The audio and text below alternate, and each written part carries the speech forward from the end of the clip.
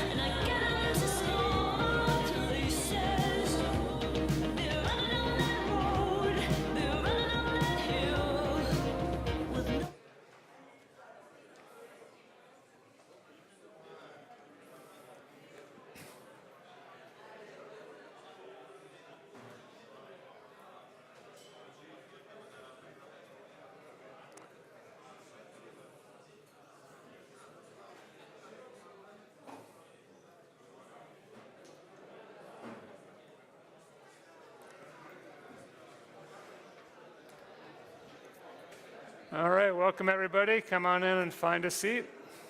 We'll get started as soon as we got people in the room, and we have a lot of exciting stuff to get through today. So the sooner we get started, the sooner we can get to the good stuff.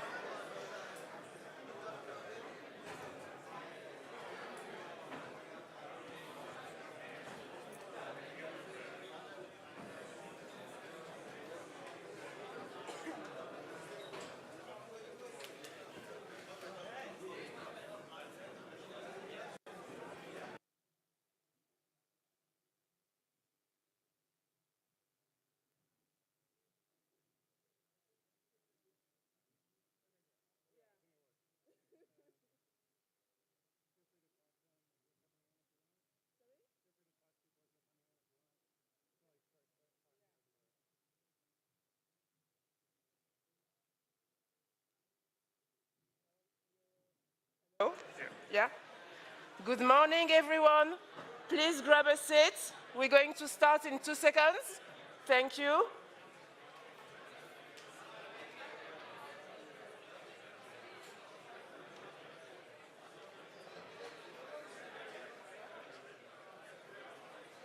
We're going to start very soon. Thank you. We're going to have to go pretty quickly through the slides. Yeah.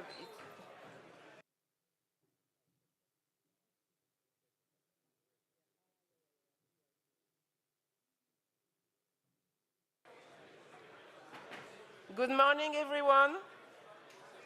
Please go to your seats. We're going to start in a couple of seconds. Thank you. And welcome to Oslo.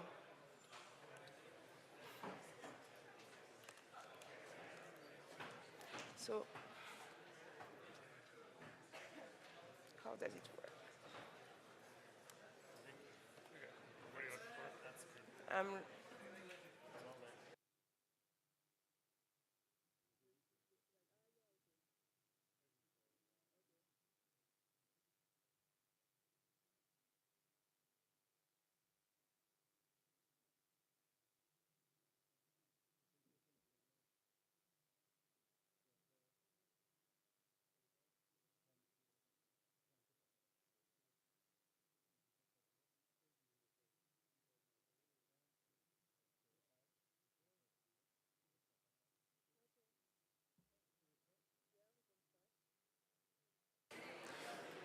All right, thanks for coming. We're going to get started. Welcome to the 2024 DHIS2 Annual Conference. And Alice and I will start by giving you some practical information, and then we'll have the conference opening with Ola and Kristen. Alice? Yeah, good morning, everyone. So I'm going to start by giving you some practical details about logistics. Thank you. So throughout the annual conference, the sessions will be hosted in the two main buildings, meaning Sophus Lies Auditorium, where we are this morning. This is where we will host all the plenary sessions. When it comes to the parallel sessions, we will go to William Bjerknes Hus building, which is really the building facing this one, a couple of meters, not far at all, 1 minute walk, not even 1 minute actually. There we will use the auditoriums 1, 2, 4, 5. And then for the lunch breaks, we will have the lunch breaks in Frederick building, which is a building you actually need to cross the main square to go to that building. But in any case, there will be some colleagues of ours who will be there to direct you to Frederick building. And when it comes to the coffee breaks, they will be hosted in Sophus Lies lobby area, which is right outside this auditorium on the mornings, and in the afternoons, they will be hosted in the other building, the William Bjerknes buildings. So if you want to have more information about these venues, don't hesitate to check, and also about the session, to check out the agenda, which is available on the dac2024.dhis2.org, whether it's with your laptop or your mobile. And now, very important information, actually, Wi-Fi. If you need internet, these are the credentials you will need to use. The network is called Conferences, and then you have the password. I believe on each of your desks, you also have some this information available. So yeah, and if you lose the information, then you can ask one of us, no problem, we will tell you. And now the toilets. We have some toilets in this building. It will be downstairs in the basement. You just have to follow the signs. If there is no sign, you just have to go down basically by the staircase, very easy to find. And in William Bjerknes, it will be on the ground floor. There you will see the signs to show where the toilets are. And finally, if you need some water, I believe each of you has very nice cups, blue cups, DHIS2. Yeah? You can use them and fill your cups with water. In the toilet, for instance, you have some taps water, so you can drink it. And also during the coffee breaks, we will have some water available. All right, so let's talk about the agenda. This is a 4-day conference. We hope you all got the agenda. There are copies outside in print version. You can also find it on the app. There are a lot of sessions going on. We start Monday, Tuesday, and Wednesday with plenary sessions here in this hall, and then we split up to parallel sessions, which is, as Alice mentioned, is across the courtyard. And there are quite a number of these, so I think it's important to look at the schedule in advance, pick the ones that seem interesting to you. And this year, we've also introduced longer breaks between sessions. We hope that's helpful in allowing you to also reset between sessions. We did get 250 abstract submissions this year, which is a new record, so we really appreciate everyone who sent in their abstracts to us. And you'll see a lot of those presented in the sessions of the conference, and also a lot of them as posters, either in the hall across the way or online. There are 119 speakers in total, 76 sessions in total. And this year, in addition to all the sessions, we're introducing some new activities on Tuesday and Wednesday. So you'll see here it says at 8:30, which is when we start the conference. We'll be in this room, and we'll start with a quiz tomorrow. So you can come and test your knowledge of DHIS2 and HISP. And on Wednesday morning, we'll do another activity using the community of practice. And the winners of those will get some exciting prizes. So we really encourage you to be here on time and join in those activities, which we think will be a lot of fun. You can find the entire program online. There's a link here, and that's through the dac2024.dhis2.org website. And there's a printer-friendly version, also several printed copies out here in the lobby for you to take. There's also an app you can download. This is available to review the entire set of conference information, including the agenda. You can look at the sessions, speakers, make your own personal agenda. One thing is you need to log into this to be able to get the session details, and that's the same login as you use for the website. So we encourage you to try it out if you like to have the session agenda on your phone. And we're also using the community practice pretty extensively this year. So this is something you can do both as an online participant and as an in-person participant. If you go to the community practice and look for the tag DAC 2024, there's also a link to this in the banner of the homepage of the website. There you can find a lot of useful information like links to the plenaries. You can also find a lot of posts about the abstracts that were accepted for the different sessions, and there you can ask questions, add your comments, read more about the topic, and maybe help decide which sessions you want to go to. We also have a digital poster gallery, which we'll talk about. And we can also find there links to watch the live streams of the plenary sessions if you're joining us as an online participant. And as I mentioned before, the community practice is where we'll be doing this activity on Wednesday. So if you don't already have an account, we encourage you to sign up so you can join in on that and have a chance to win. We'll also be running the app competition this year on the community practice. And we'll be seeing a preview of the 3 finalists for the app competition in one of the sessions this morning. And then you can go to the COP and watch the entire presentations of those 3 apps. And Austin will talk about that a little bit later this morning. And we'll be announcing the winner of that competition later this week. There are a lot of people joining us online. I think we have a total of 1,300 registered online participants this year. So this information is primarily for them. But anyone here who wants to also check out on rooms and using Zoom for sessions you're not able to sit into in person, you're welcome to do that as an in-person participant also. All this information is available in the online agenda. You have to sign in to get access to the Zoom links. And we did try to make it easier for people by keeping the same Zoom link for each room for each day. So you don't need to memorize a lot of links. You just need to find them once and then keep track of which room you're in for those sessions. And this is also how we're doing French interpretation, which Alice is going to talk about. Yes, so we have some French interpretation. So you're on mute. Yes, sorry. So we are providing some French interpretation for all the plenary sessions as well as some of the parallel sessions. To access this interpretation in French, it will be through Zoom meetings. So all those of you who have signed up, whether it's online or in person, mentioning that they are French speakers, they have received the direct links to join the meetings on Zoom. Maybe I will switch to French. So, yeah. Donc, comme je le disais précédemment, l'interprétation est disponible pour la communauté francophone. Si vous voulez bénéficier de l'interprétation, que vous soyez là avec nous maintenant à Oslo ou alors en ligne, c'est très simple. Vous avez normalement reçu un email de ma part avec les liens Zoom pour chacune des sessions. Donc, dans la matinée, toutes les sessions plénières sont disponibles en français, interprétation en direct en français. Par contre, dans l'après-midi, ce sera une sélection de sessions parallèles. Vous pouvez les reconnaître sur l'agenda parce qu'elles ont la mention anglais vers français à côté du titre. Et j'ai également envoyé la liste de chaque session à tous les membres de la communauté francophone qui participent à cette conférence. Donc c'est très simple, vous cliquez sur le lien Zoom, vous serez dirigé dans la session Zoom, vous verrez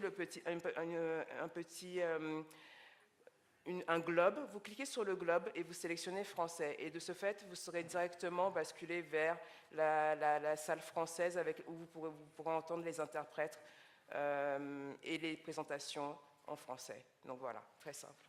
Merci. Oh yeah. And we have another important component of the annual conference are the online posters gallery. So we have a series of posters that we made available on the community of practice, and really encourage each of you to go to the community of practice, tag DAC 2024 posters to discover these projects, very interesting projects which were submitted by our partners during the call for abstracts.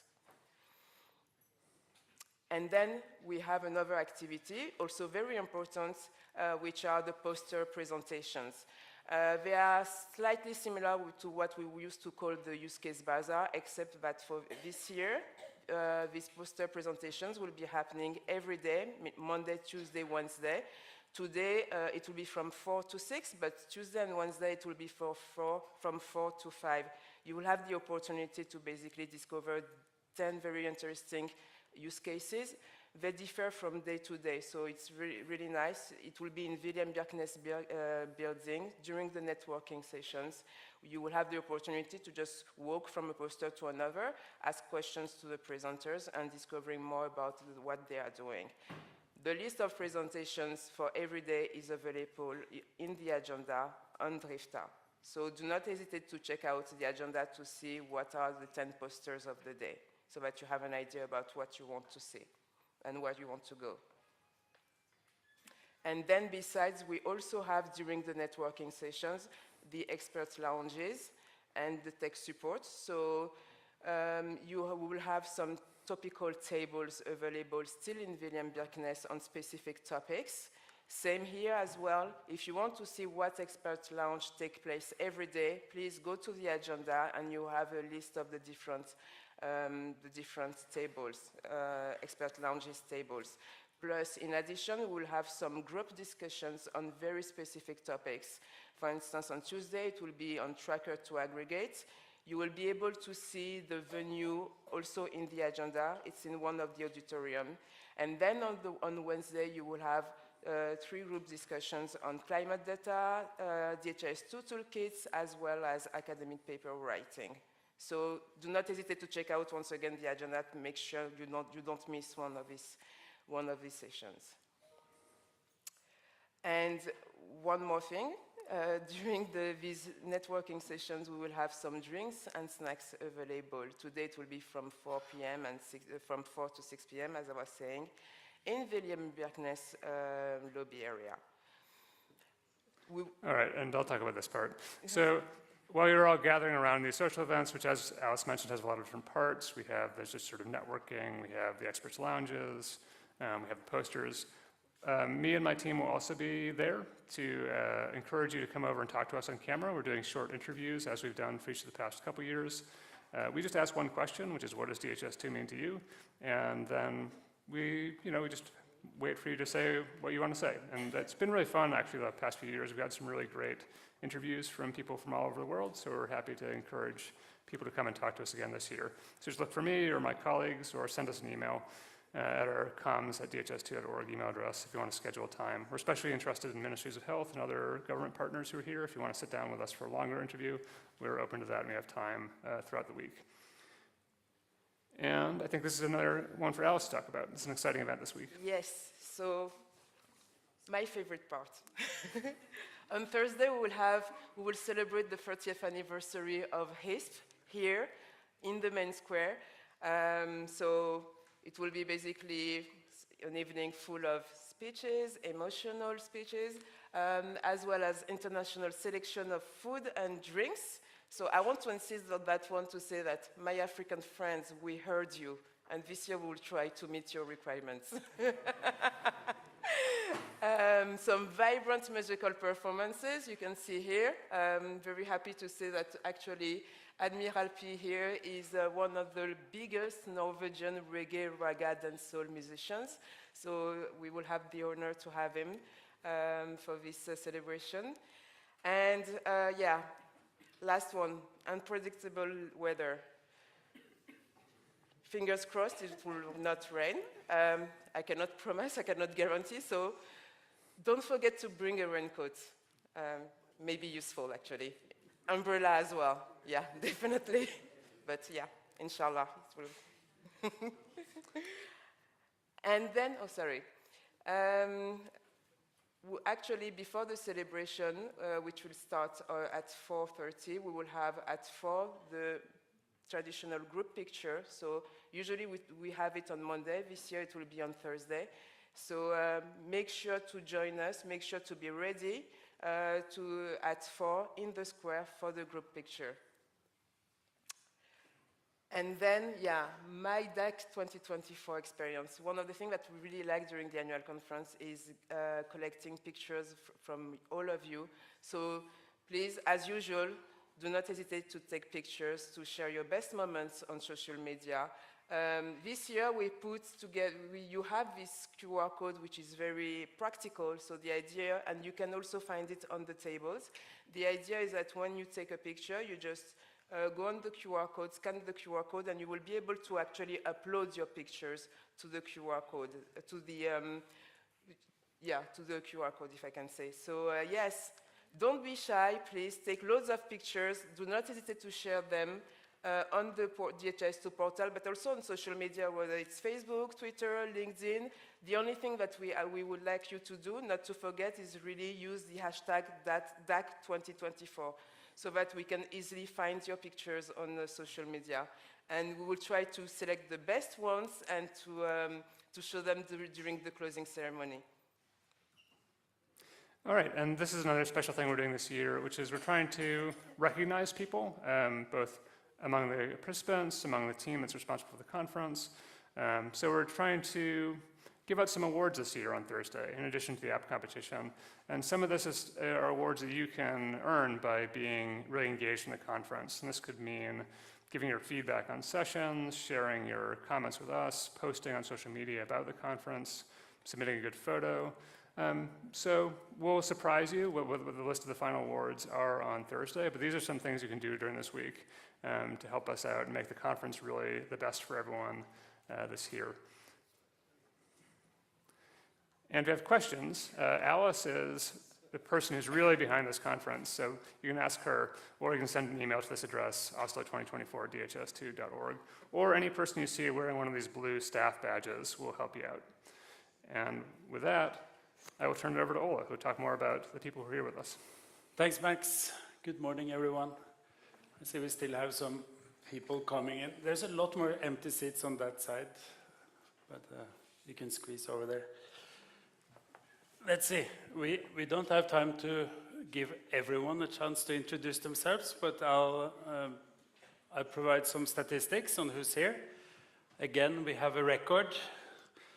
This data is a bit unreliable, but 420 was the number last night, I think, and then Alice added a few and took away a few. But we should be more than 400 people together this week, which is pretty exciting, from 74 different countries and 152 unique organizations. So it will be a blast. Warm welcome to everyone. We also have a lot of people online, more than 800 in addition to the 400 that's here. So where are you from? I mean, when you registered, you saw that the form was a little bit ambiguous, and I thought that there were some opportunities to change a bit the country of residence versus the country where you were born. I think this is a bit of a mix, but it shows a lot of diversity anyway. We have countries all over the world, from west to east, from south to north. A lot of countries from Africa, as you can see. And there's also some countries that you can't see. We have many participants from the Caribbean this year, with a big team from CARPHA, the Caribbean Public Health Agency, as well as country representatives from St. Lucia, Dominica, Grenada, and St. Vincent and the Grenadines.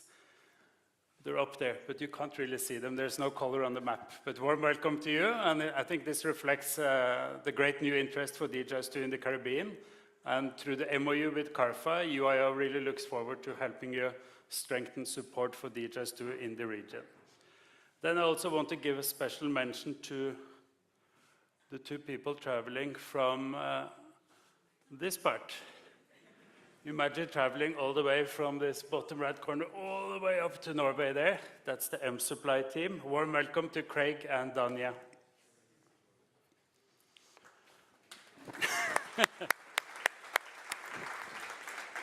And then some more statistics you can see on the left.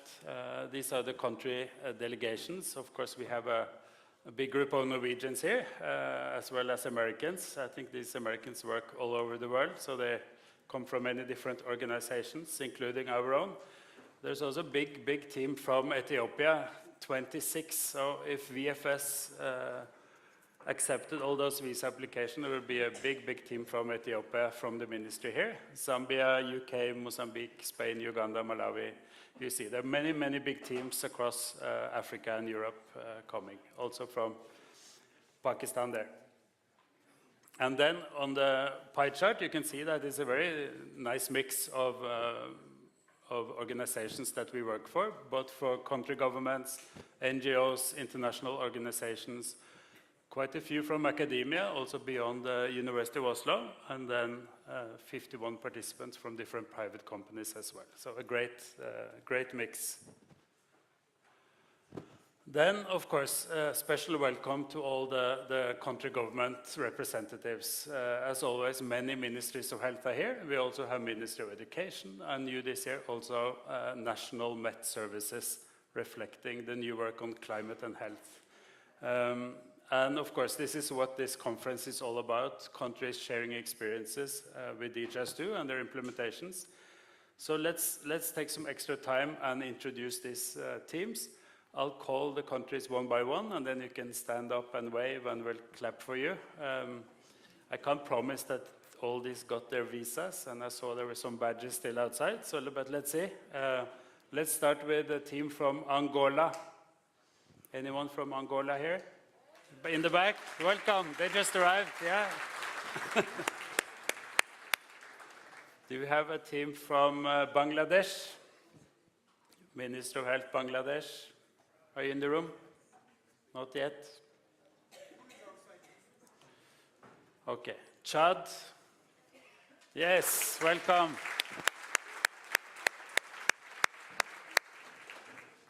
Dominica? Is there anyone from Dominica here? The Caribbean delegation? No, not yet. Eswatini? Should be Minister of Education here. Yes, welcome. We'll hear a lot more from Eswatini on Wednesday. Ethiopia? How many of the 26 made it? Not all. Welcome. Yeah, if you're coming in now, there are many more empty seats on that side. And then the Gambia. Anyone from the Gambia? I can't see anyone. Then Ghana. I saw some outside in the back. Welcome. Grenada. Anyone from Grenada? Looks like the Caribbeans haven't arrived yet. Guinea. Guinea, welcome. And Kenya. Welcome, Anya. Laos, I think we should have from the Met Services, welcome. And Libya. Anyone from Libya? Not arrived yet. Malawi. I think you have a big team here. Welcome. Maldives.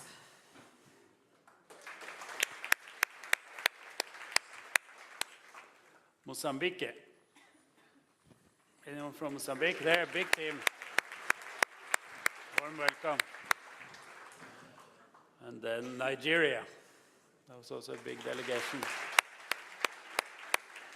Welcome, Aluka. Pakistan, always a big team here. In the back there, welcome. I think for the ones that just come in, no problem.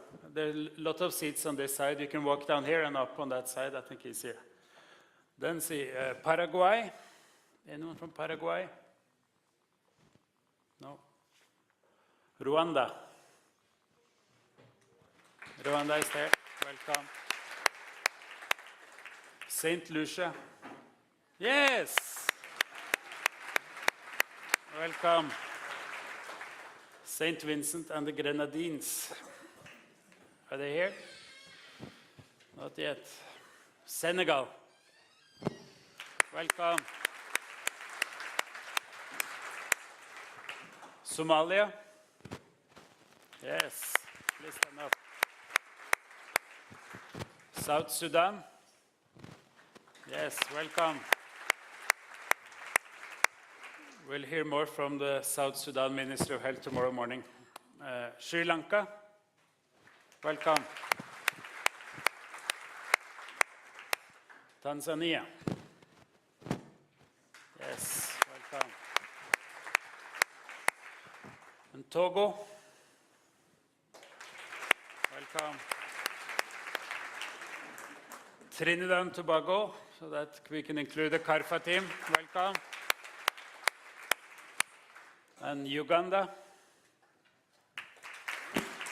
Welcome. Zambia.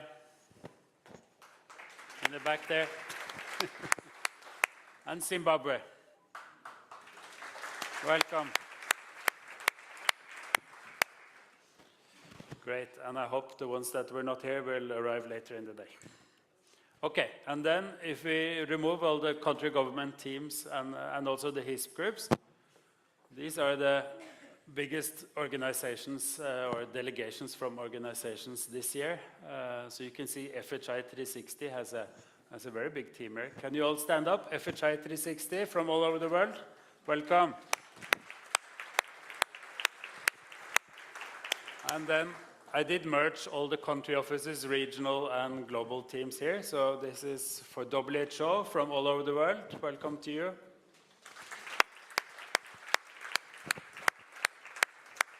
And there are also many from US CDC, from countries and Atlanta as well. Welcome to you all.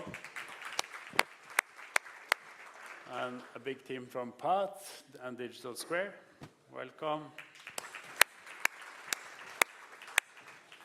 And UNICEF, again, many from countries and headquarters. Welcome. And there's quite a big team from Simprints as well. Are you here? Simprints in the back. Welcome.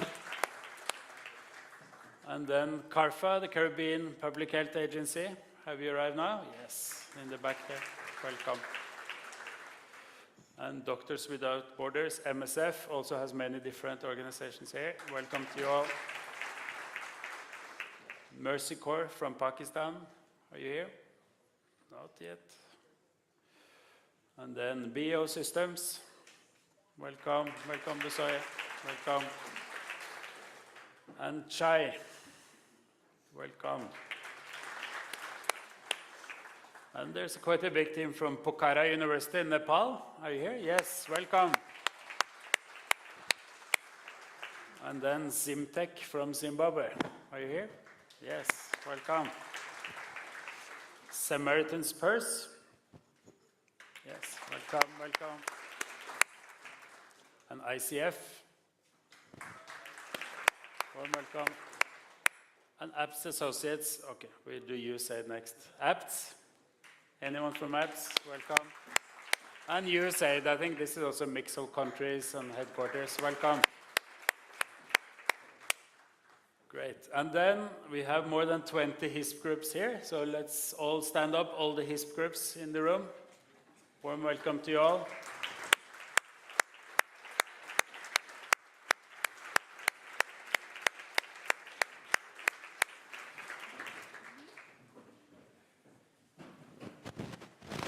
Yes, thank you so much. Now we got a bit of exercise in the morning as well. So this is the last slide before I hand over to Kristin.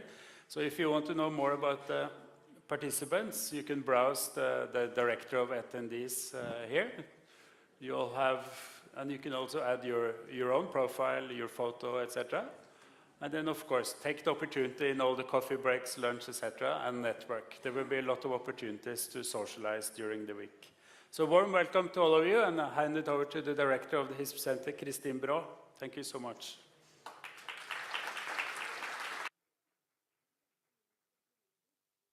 Are they here? Okay.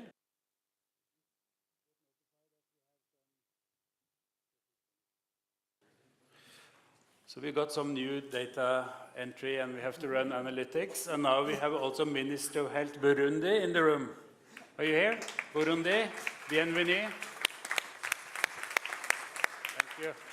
Hope there were no other countries we forgot. Burundi didn't mention. He said no. There was one more, Burundi, yes, I mentioned Burundi. Any other countries? South Korea, welcome.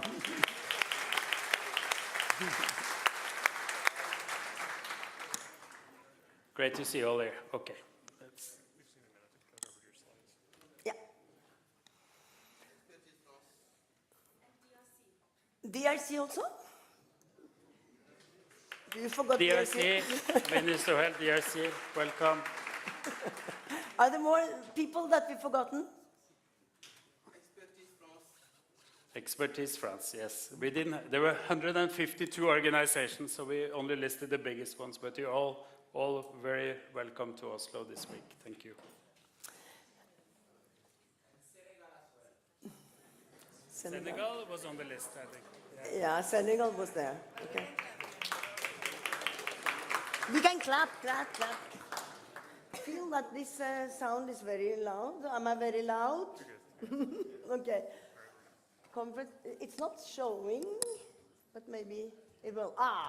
Okay. So happy to meet all of you. I think we will have plenty of time to get to really know each other during these 4 busy days. We are breaking all records, as Ola said, not yet in the room. However, you look like you are much more people than we are used to. We need to remember it started very small with this annual conference. At that time, it's called Expert Academy. And then the use case bazaar was in my garden. So we have grown quite a lot during these years. We haven't had this annual conference for 30 years, but however, it's all started 30 years ago. So this year we will really dwell on this 30 years anniversary by having this party, as we said, but it's also very much looking back to what we have achieved. Why are we here that we have so many ministries represented? 77 national health information systems are in use. So many NGOs are using DHIS2 for the benefit, for the global good. And we are developing new sectors, new areas as we speak. So we are dwelling also on these kind of theoretical concepts. What do we do together in order to address digitalization for the global good, for the government in the global south? The global north can learn a bit here and there as well, and they are starting to do that. However, our focus will always be on the global south. And today, this is just the soft intro, the soft opening. The hard opening will happen a little bit just after what's new in DHIS2, with our State Secretary for Development coming here and doing the real opening. This is just a homey domestic opening from the HISP Center, but the real one will come from the State Minister of the Development, because NORAD has been supporting us since 1994 as supporting the project in South Africa, reconstructing, as part of the reconstructing of health sector after apartheid. And they are still supporting us. And this year, actually on Friday, we signed a 5 years agreement contract with NORAD for the first time. We usually have 1 year, 3 years, and renewing all the time. But this year we have 5 years. 5 years where NORAD are supporting our strategy.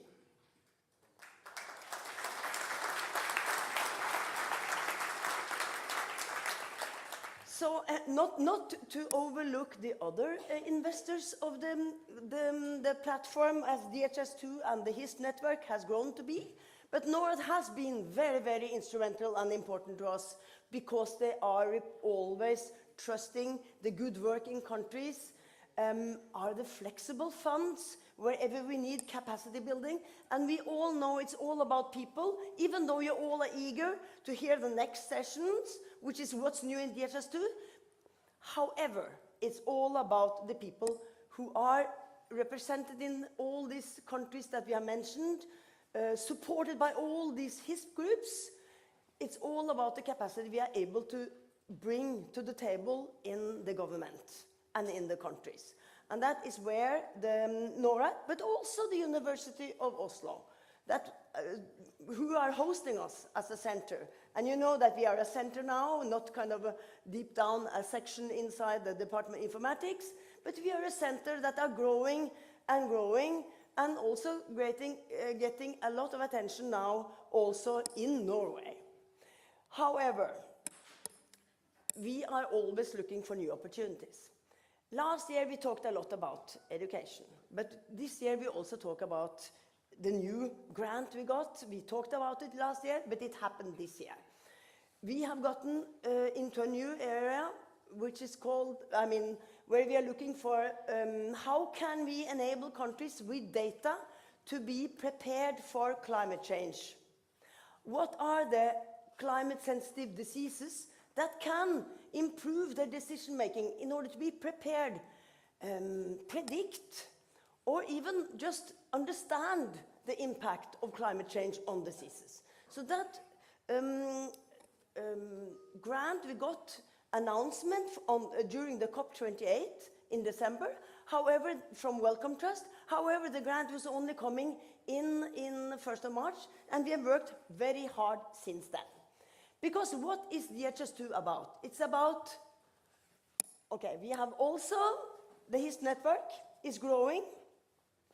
We have now, look at this beautiful picture, starting with the first HISP, not ending with the last one, because the last one is HISP Ghana. But since we met last year, we have had HISP Mali, HISP DRC, HISP MENA, HISP Cote d'Ivoire, and then HISP Ghana. So a big hand for the new HISP groups that actually, almost all of them are in the room, except of Cote d'Ivoire. So we are growing also when it comes to a network. And we need to grow because, of course, the tasks are many, because what I'm saying, we are going cross-sector. And DHIS2 is about turning the platform, learning from the pandemic. All the best we did during the pandemic was actually to see how that DHIS2 platform could be a platform for innovation. Innovation in the fringes, innovation that could be shared, innovation that actually can address use cases in countries, but also shared and domesticated to other countries. So that kind of innovation sharing and the innovation happening out in the countries, that is super important. And what shall the platform do then? So what we have done this year, working hard, started actually exactly 1 year ago. During a HISP gathering, we were talking about how can DHIS2, as a platform, support schools, school management, teacher attendance, which is super important to get the teacher to attend the school, huh? Not only the pupils. Pupil attendance, how can we do all this functionality in order to track teachers and track pupils' education, performance, logistics, etc. That is hard for our platform because then we have to invest a lot in the core. So we decided 1 year ago to build an app. An app that should be so solid that it can actually address the full stack use cases that is needed on the school level, the pupil level, the teacher level. However, not customized only for one case that we will hear about Eswatini, we'll talk about it on Wednesday, but also supporting all the other countries in the way we are normally doing in DHIS2, customizing to the domestic need in the country. In the same time as it can be maintained. Not that it's a custom app that will break the next release. So this is calling for something that is super important for us that we now talk about as extensibility. We have done the same, but I just want to add one more because it's related to the HISP network, because this design of this app was done across all the HISP groups that were supporting education use cases across the continents. Not only in West Africa and East Africa, but also in Asia, in Sri Lanka. So everyone worked together in order to be able to crack that solid use case and test and use all the effort in order to make a very, very useful SEMIS app, we call it. People think that's a very stupid name, but it's still SEMIS app. But this app is very powerful. So, learning from this one, we can do things fast. We felt it was super fast because it was developed in a couple of months during the summer. We also did the same with, as in Björn, as in our GIS team, did the same when it comes to climate health. We were thinking, this is a new area for us. We don't know anything about climate data, not much, not more than others, about, data, climate data. How can we actually learn what kind of impact climate data can have on diseases? So what we did was actually to develop an app again, extensibility, to develop an app that can use satellite data. Oh, then we're thinking satellite data, that's maybe not very localized. But these are the satellite data that is in Copernicus, the ERA 5 data set, which is actually the data that are reported through WMO from countries, vetted, validated with the satellite data, and then we are getting it through the Google Earth engine into the DHIS2, and then we can see visualizations in the same picture with looking through the last 30 years of weather, the seasonality, compared to the malaria cases, for instance. Then you can actually get some insight, understanding what are actually the impact of the climate to the diseases. So this was our start in order to understand how can we actually support countries with data for decisions when it comes to diseases. But what we didn't know, the powerfulness, because this was kind of a pilot, and now 10 countries already have installed it, 4 in production, the rest in dev instances, to test it out, to do advocacy with health programs in order to learn, but also to see how can we work on this one. And we're also working on a prediction platform to be able to do the same as we do with DHIS2, because we see that all the models that are out there are pilotitis. It's pilots, it's hacks that you cannot learn from, that cannot scale, that we cannot even understand what we are testing, and cannot travel from one country to another. So we are also working on making all these models available for countries to be tested out and to be utilized in predictions for diseases whether they are climate sensitive or not, and also to see what can we do for intervention, can even assess interventions. So why are we doing all this? And why did Wellcome Trust come to us? They came to us because we are working with countries. Because it's so important for the countries then to collaborate with the Meteorological Institute, with the Environmental Institute, with the Ministry of Health, with the Mother and Child and Welfare, because nutrition is about social welfare. So we are doing super cross-sector in order to be able to understand, but also to deliver solutions in countries that can have impact.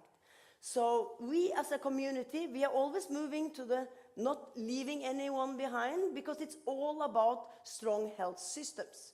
Because what is actually data about climate impact on health if we don't have strong health systems in the bottom? So we are still continue. We are working super hard on the strengthening health information system. That's where NORAD came in. To continue this one, because that's the highest priority for NORAD and the Norwegian government, is strengthening health information systems. That's very good. But in addition, innovations on top, seeing how can we then learn about the climate changes in order to be able to prepare countries for what to come. So this climate health session will be held today at 2 o'clock or something, later today in Auditorium 1. Education will be on the morning session, but also in an education session for those of you interested in that one. And we will have very, very many parallel sessions. And as Max said, we are able to record it if we are not able to see all the things we are planning to. Oh, so this one is actually a bit of a teaser for what's new in DHIS2. This is the new extensibility project or product, we might say it is. It is about how do we do all these extensions on top of DHIS2. Now I've been talking about these home extensions, that the climate health and education is more like what we're doing. But we are also looking for extensions, extensibility when it comes to other both sectors, but other vendors. And we are, of course, talking about logistics and health growth chart plugins and so forth. So this is it's not new, but now we are really working hard on see how can we do this in a more planned way in order to be able to strengthen the interface between the apps and the platform so we can provide solid sustainability also for the app in the future. Because we really believe innovation in the fringes is the future for DHIS2. DHIS2 as a core cannot solve all the problems. However, we will hear a lot about all the problems the DHIS2 platform can solve just after the short coffee break. Thank you.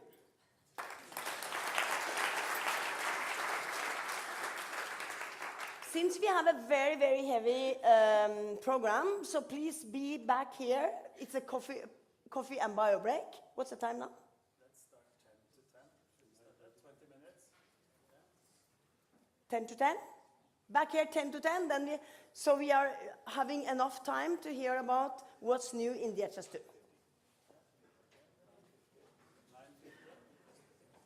9:50 is said in proper English. 10 to 10 is Norwegian, I think. So now go and grab a coffee, go to the bio break, and be back here at 9:50.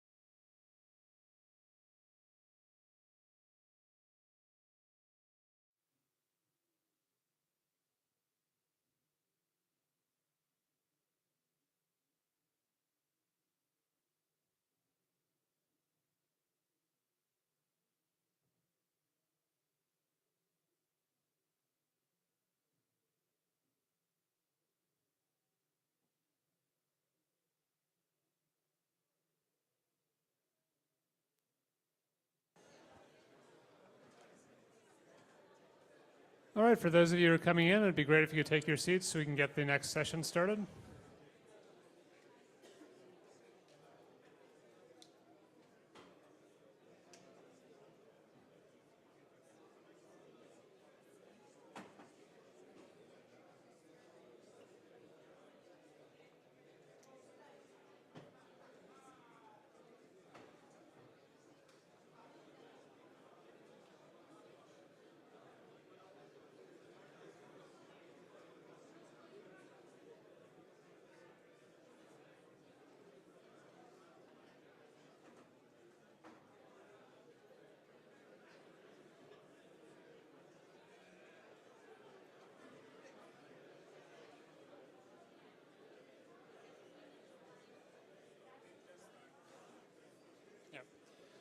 All right, we're going to get started with the next session. And once again, for those of you who have signed on to our conference's Wi-Fi, and if you're not currently working on that, we would appreciate it if you would disconnect. Please disconnect from the Wi-Fi if you are not actively using it. This is causing our streaming to be too slow, so you need that bandwidth back, please. And with that, I'd like to welcome up the team who will be leading the next session to get us started.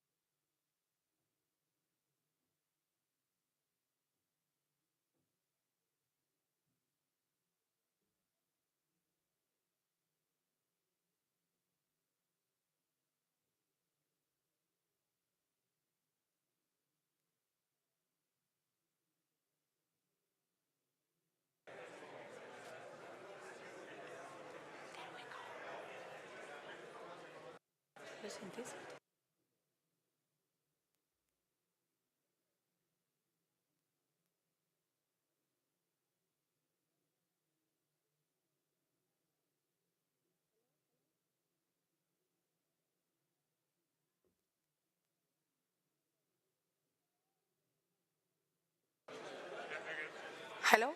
Yeah. Hello, everyone. May I have your attention? Shh. Welcome again. I know we need a few seconds to get you back. Okay. There is space in the front. Just walk in. We are not shy here, no problem. So we are going to start the typical What's New session, where we present the tool. This week is all about sharing experiences, projects, challenges, good results. But this session is about the tool itself, what is new. In the last version, we are very proud to present the work of 1 year, a big team of developers, big team of implementers, product that is the work of a lot of people being represented here. I am Marta Vila. I didn't introduce myself. And I'm not going to be talking much today, but I have the honor to present the 6 people that are going to be presenting this work. We will start with Marcus, which is going to give us an intro for the annual release that we are presenting. Then we will have David to talk about maintenance and aggregated data entry. We will have Mike for capture, events, and tracker with very big news on the capture app. Where is Mike? Here. Then we will have Nancy to present us the Android capture app with also some improvements on analysis. Scott to always show us the most beautiful part of the DHIS2 with analytics. And then Austin, we will talk about extensibility, very important, as Christine was introducing before, for extending DHIS2. So I think that's all from me. I hope you enjoy this session and this new version of DHIS2. Over to Marcus. Thank you. Thank you, Marta. Yes. Last year, as you will remember from the What's Next, looking back and looking forward session, we have made a release that we codenamed Samwise internally, we are focusing on quality, design, and extensibility. We have we have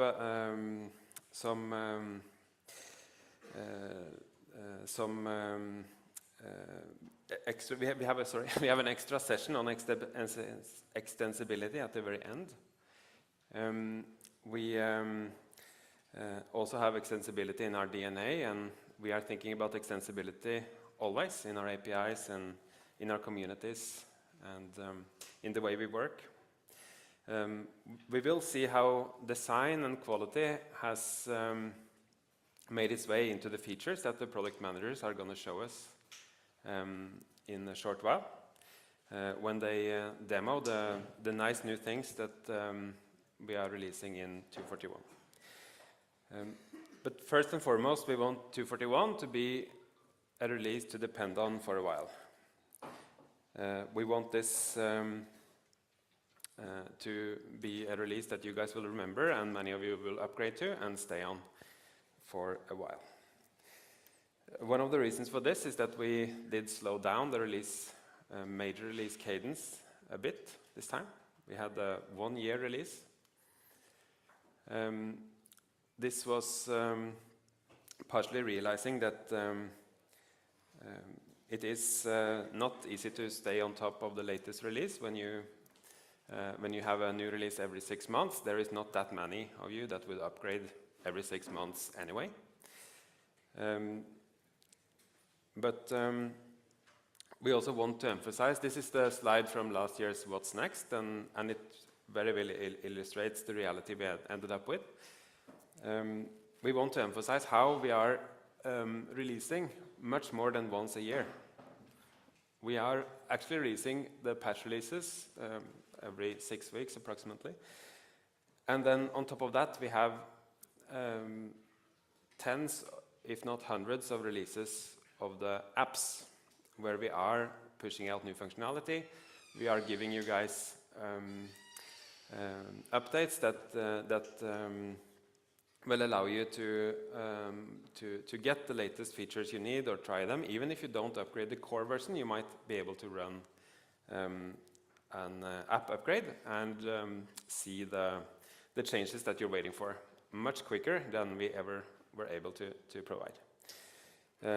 In fact, on the release notes this year for 41, there will be a lot of features released that is backward compatible, so you can use them even if you're back on 238, for example.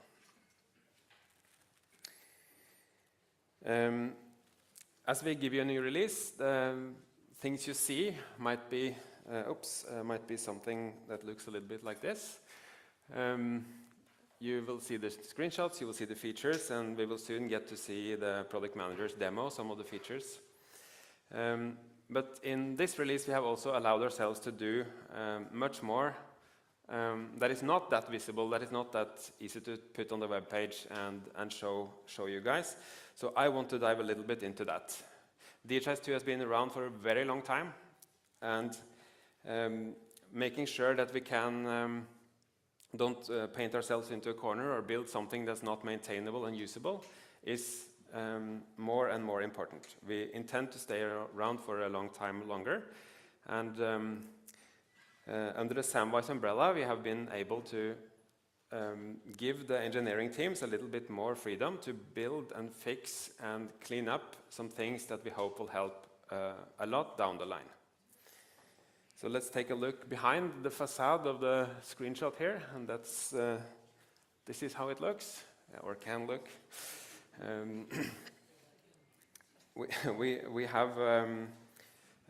We have been doing a lot of internal things with our code, and it wouldn't be very fun with a screenshot of code up here, so I had to settle for something that ChatGPT made for me. But we are putting more focus on making sure that our code is structured in the right way, that it's readable, and that it is maintainable. And this is something that you may not see on the release, and when you upgrade to 241, you will not notice that there is actually a change in how the rule engine works. We have just one code base now, and then all of the rules are being run in the same way.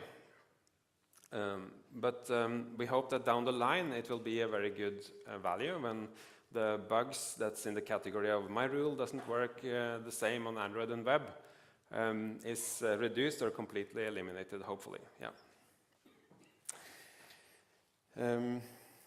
We also focus on readability, and another reason for that is that we want it to be easier to contribute, to make external contributions. And if the code is not readable, then it's very easy to make a mistake, even if you're on the core team. But it's even harder to contribute if you're not one of the developers sitting inside the core team. So this is an important step for enabling external contributions as well. One of the other things that we have done much more of in the Samwise release is to fix bugs. That sounds kind of boring, I know. But looking at this graph, we are very proud of this one. You can see in the beginning of the year, we started out fixing around approximately the same amount of bugs that we created. But during the year, we have been catching up. Yeah. I should say found, yeah. Yeah. Well, as you can see, as the graph goes down, we have been fixing and closing bugs faster and faster. Of course, you might say, okay, you are getting less bugs in, and that's not true. We are not getting less bugs in. We are getting actually more bugs in some ways. We are doing new initiatives called bug bashes, where we invite bigger organizations to go and find bugs in the code. We have the beta testing program, and we have increased test capacity. So we are actually finding more bugs, but we are fixing and closing even more bugs. So that's why the graph is going down like this. And it allows us to respond faster. So hopefully now you will see that when you register a bug, it won't stay in the open state for very long. There will be someone that takes a look and pass it on to the development teams or close it. And it's easier for us to stay on top of the backlog. So we really hope that this is going to be a lasting effect of this latest release. Small plug, there is a session on the quality efforts titled Feedback, Jira and Quality at 1440. That's one of the parallel sessions. You should really go there and listen to Lina, the new QA lead, and see what the magic is in the sauce here. So, small plug. One last shout out before I go and leave the stage to David and let him show us some features on aggregate and maintenance. We had a beta testing program, and I want to say thank you to everyone who participated. This is invaluable to us. We can't foresee absolutely everything that you guys come up with in the field. The real innovation happens in your country. You are setting up so many creative use cases and using DHIS in so many ways, and we really want to make sure that although the core is stable, please help us test with your metadata. This is the only test when it comes to the field. And with the good efforts in 241, we hope that this is one of the most stable releases ever. We also want to say that next year, please come back, and everyone who signed up this year and couldn't quite make it, please consider doing so next year as well. We really need you guys. All right, that was it for me, and then we have David. Thank you. Thank you. Good morning, everyone. My name is David Kennedy. I'm the Configuration and Aggregate Data Entry Product Manager. I know that configuration is not the most exciting topic that you'll hear about today, but it is important, and it's very important also to keep people's instances neat and tidy. So I will run through this really quickly, and then we can get to the more fun stuff. I'd like to start where everyone starts in DHIS2. We've got a brand new login app released with 41. As you can see, the original screen looks not too different. It's quite familiar, but we also know that a lot of you like to customize your login apps. So we've made that a bit easier. And we've introduced the concept of themes. So with a simple click, you can change the layout of your login app, and very soon will be coming more features so that you can upload pictures, change colors, change font sizes, all of this directly in the system settings without having to do full customizations. And I can just quickly jump across and show you. So if this mouse isn't working, sorry about that. And that doesn't look like it's going to write. So if this is the login app,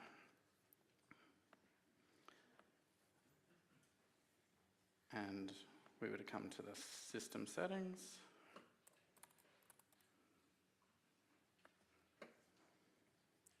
in the appearance where all of the other login app settings are there, there's now an option to just cut and paste and add your own custom HTML code.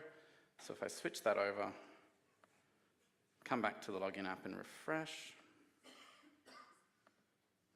you see you can change all of the colors and the layout as much as you want. And even though you could do this before, now it's as simple as cutting and pasting HTML into the settings app. And your creativity is your only limit. I'll switch that back.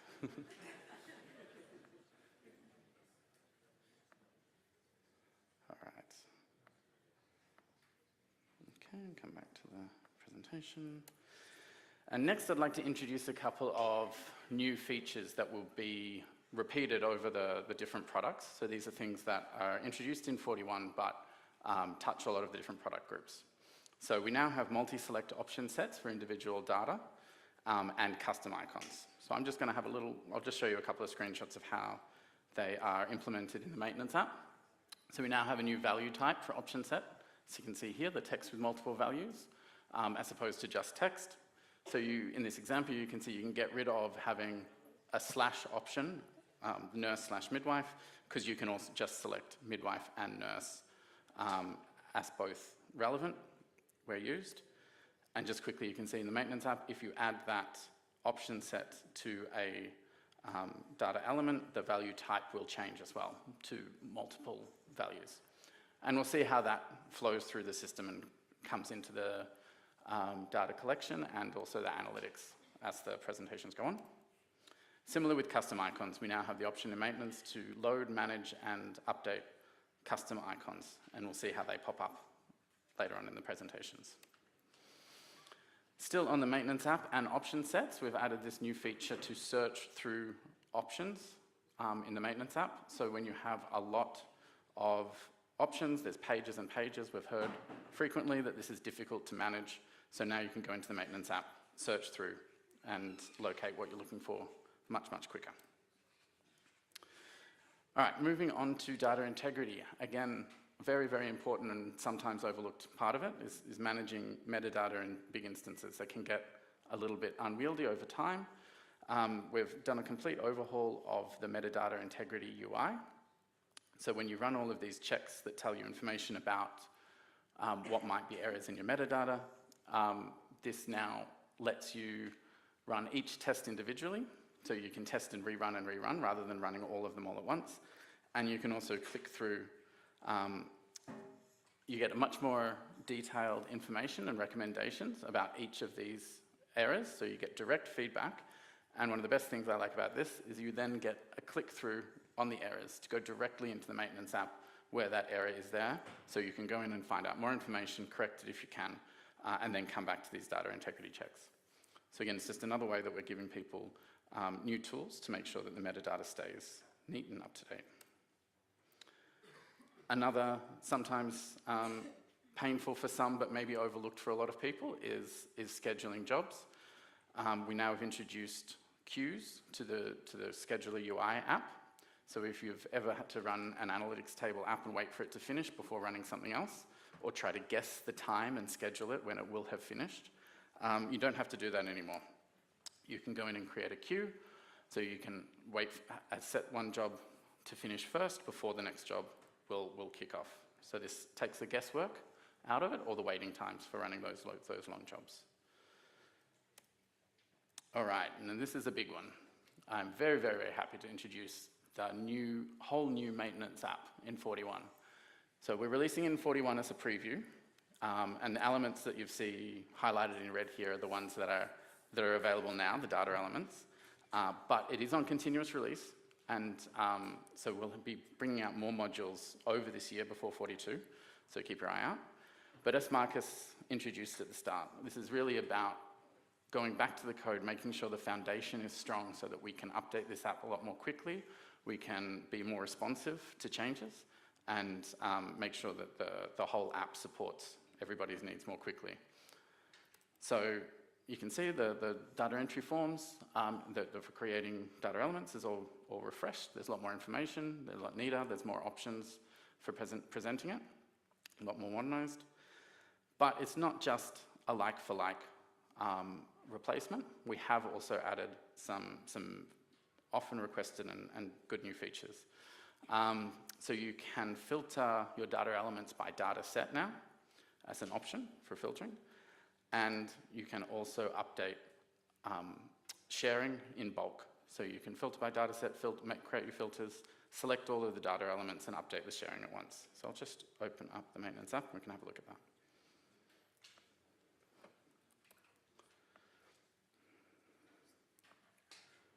It's quite simple. Filter by a data set, select all, update the sharing, select the group you want to update it to, and their access level, add to actions and update. So again, if you've got a lot of, thank you, I know this has been a pain point for a lot of people. So if you've got a lot of elements that you need to change at once, that's a few clicks rather than a lot of repetitive clicking in and out. So hopefully that helps. But like I said, the maintenance app is on continuous release, so keep an eye out for more updates. We're releasing more modules, and we'll keep you updated when we get that up. It is available from the App Store, so when you install 41, you go to the App Store and download the new maintenance app. We've also been updating the aggregate data entry forms. So we know this is another area that people do a lot of customizations in their aggregate data entry forms. So we're bringing some of the configurations into the settings so that you don't have to go to a full custom app if you want to make some minor changes, making it a lot faster and a lot easier to tailor your data collection for your context and for your elements without having to create an entirely new app or entirely new forms. So there's now in each section form, there's now an option to pivot the category rows and data elements if you'd like. So we've got an example here. It might be a bit small to look, but I can pull it up. So if you select for a certain section that you want to pivot the data elements and categories, it will switch which ones are in the columns with which ones are in the rows. So sometimes if you have a lot of choices, it can be really powerful to change the orientation of this to make it easier for the data collectors.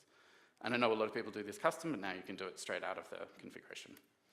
And the other thing we've added, which again is something that people do a lot for custom forms, is just the ability to add text before or after sections. So if you want to add some instructions or some explanation, you can just now go into the section editing form and just add the text directly. In the interest of time, I think that demo takes a little while, so I'll move over that. And I want to finish on the Aggregate Data Exchange Configuration UI. This has been available for a while. So the Aggregate Data Exchange app allows you to transfer data between DHIS2 instances, but also to transform data from tracker to aggregate. So if you set up a program indicators that you'd like to transform that data into aggregate data elements, the Aggregate Data Exchange app allows you to do that. And now you can configure those exchanges directly within the app. So you can create a whole bunch of requests, map which elements you'd like to transfer from or transform to. It's a lot more powerful This app is also in continuous release. We will continually release upgrades to the UI to make it a bit easier to use. And I won't go into a demo of this because they've been involved, but the Global Fund are presenting their experience. They've been using it extensively in the field on Wednesday at 11:15. So if someone's excited about that, that's great. I do recommend, if you want to know more about the aggregate data exchange and how it works, to catch that session. All right, and it's over to Mike for individual data. Thank you very much.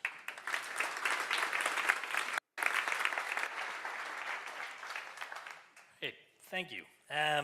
He was a little more humble than I think needed to be. I think that those of you that configure programs right now should be really excited. The new maintenance app is going to save you, I think, hundreds of hours of work. So we'll be real excited to see the new additions to that.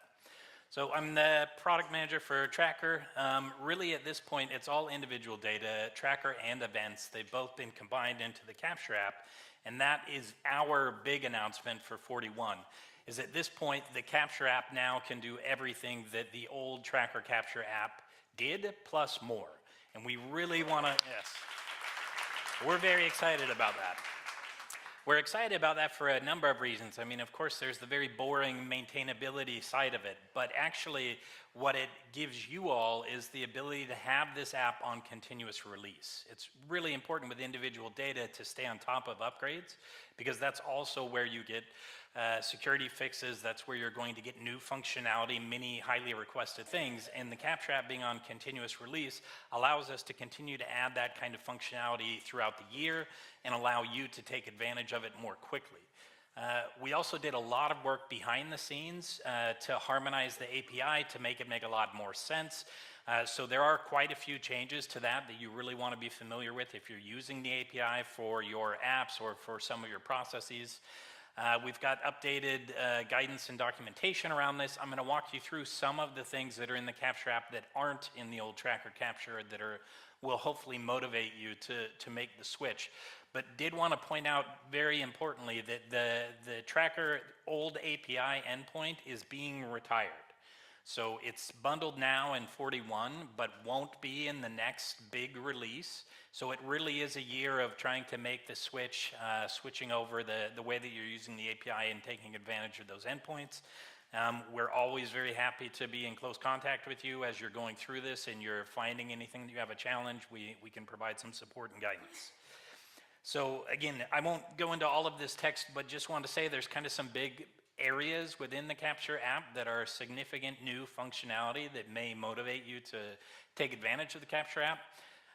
For example, the working list will take a look at scheduling so that now you can have your own cadence of when you recommend the next scheduled event to take place, giving you a lot more control over the layout and the look, and also the ability to build your own widgets that can be embedded directly into the Capture app, so that it gives you a lot more freedom to not have to create an entirely new app. You can rather create a widget that is embedded into this app, and more ability to look into the changelog, see who has been manipulating what record and what changes were made, etc. So let's take a look at some of these. Yeah, just wanted to really make it sure that you're aware. It's on continuous release. So you'll see from the dates here, I mean, we have just constant updates that are rolling out.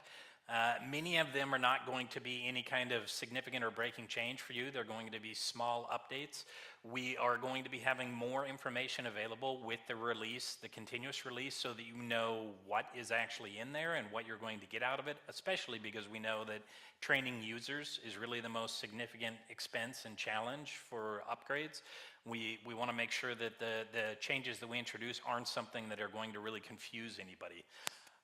But it's also important to say that this app is back supported to 238, meaning that almost all of the functionality that you'll see is something that can still work even if you don't upgrade to 241. You can upgrade your Capture app. So it's something that we really hope gives you the motivation to make the switch over. So one of the things, again, that we've been talking a lot about is extensibility. You'll hear a bit more from Austin later in the session to talk about this, but wanted to show you kind of the simplicity of how this works. We have these plugin points within the Capture app that allow you to make plugins, widgets, and embed them directly into the enrollment dashboard, into the data entry form. We have the documentation to show you how to do this, but I was going to show you one example of this that is also ended up being a cool feature. So we'll take a quick look at wherever this is. No. All right, I'm never good with the hotkeys. I think, yeah, this is a good place to be. Okay, so if you take a look in the App Hub, we actually use the new extension points ourselves to create something that people have requested for quite a while, which is the Capture growth chart. Based on the WHO Z-scores for weight, height, they can be embedded in your application when you have a program that it makes sense for, if you're doing growth monitoring, if you're doing nutrition, etc. And the configuration of this is very easy. You install it, and then in the data store management, you'll just be able to create a config file for it that tells it exactly where you want it to be, what you want it to look like. You can put it into the enrollment, and you'll see that it's very tiny. It's just being able to plug in a plugin, right? So it actually is very simple to do, and creating the plugins themselves is also much easier than creating a new application. So we really want to encourage new innovation in this area, and the Capture app has multiple points that you'll be able to take advantage of this. So just to give you a look at what this is like, I'm going to go into the Capture app, and we'll take a look at the immunization registry program.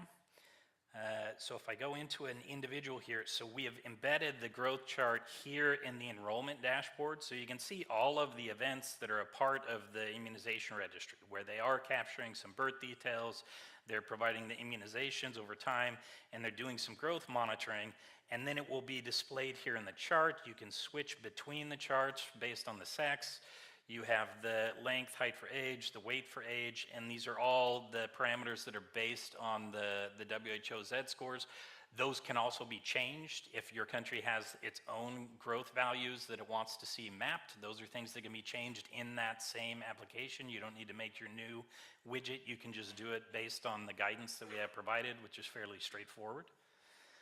And now that we're here, I wanted to show you a couple of other things that are new and in big improvements. So, for example, we've decoupled the idea of transfer and referral. I know that you're probably very used to the kind of one-time transfer or permanent transfer dialogue. That doesn't really match the way that it's being used in the field and can end up being a bit confusing for both the user and also when it comes to analytics, figuring out where something occurred. So we have now just a dialogue for transfer completely. This is what is replacing that permanent transfer from before. Very straightforward, that you would be able to say, for example, this patient, we want to move them from the facility where we are to a different facility. You do the transfer, and one significant change you'll see is that now the ownership has changed right here in the enrollment widget. And that ownership is now an analyzable value as well. So now you can start to break things out based on where something was initially started in the enrollment. You can see exactly where an event was performed, but you also have this concept of ownership to give proper attribution based on what kind of analytics that you want to run. So, yes, that's a good one. All right, we can see now how the referral works. It's a bit different. So what we've done is made a relationship that's a stage-to-stage relationship. I can show you what that looks like, but I wanted to show you just really quickly how it appears for the user. So I'm just going to say I've done a birth notification here. I'm going to complete, oh, we have an error. Never mind, I'm going to show you that in a slide. I promise it works. I've surely just signed in with the wrong user or something. Yeah, here we go. This is what you would see if I didn't do it wrong. This is the transfer. Then the referral, you'd get this widget just at the bottom of that because you've related these stages. It knows that one of the things you might want to do is this action as a referral. And so you would just click on the schedule, it's going to pull it up, you can pick what the date is, and you can decide where it's going to go. And that's replacing the old one-time transfer from Tracker Capture. And it's going to schedule an event in that other site and is going to have the information for them of the referral reason, why it's being sent, and then they have the option to interact with that referral and say, this person never arrived, they didn't show up, or to decline it, say we don't offer those services, we've referred it to another location. So there's a lot more behind the scenes of how these referrals are going to work.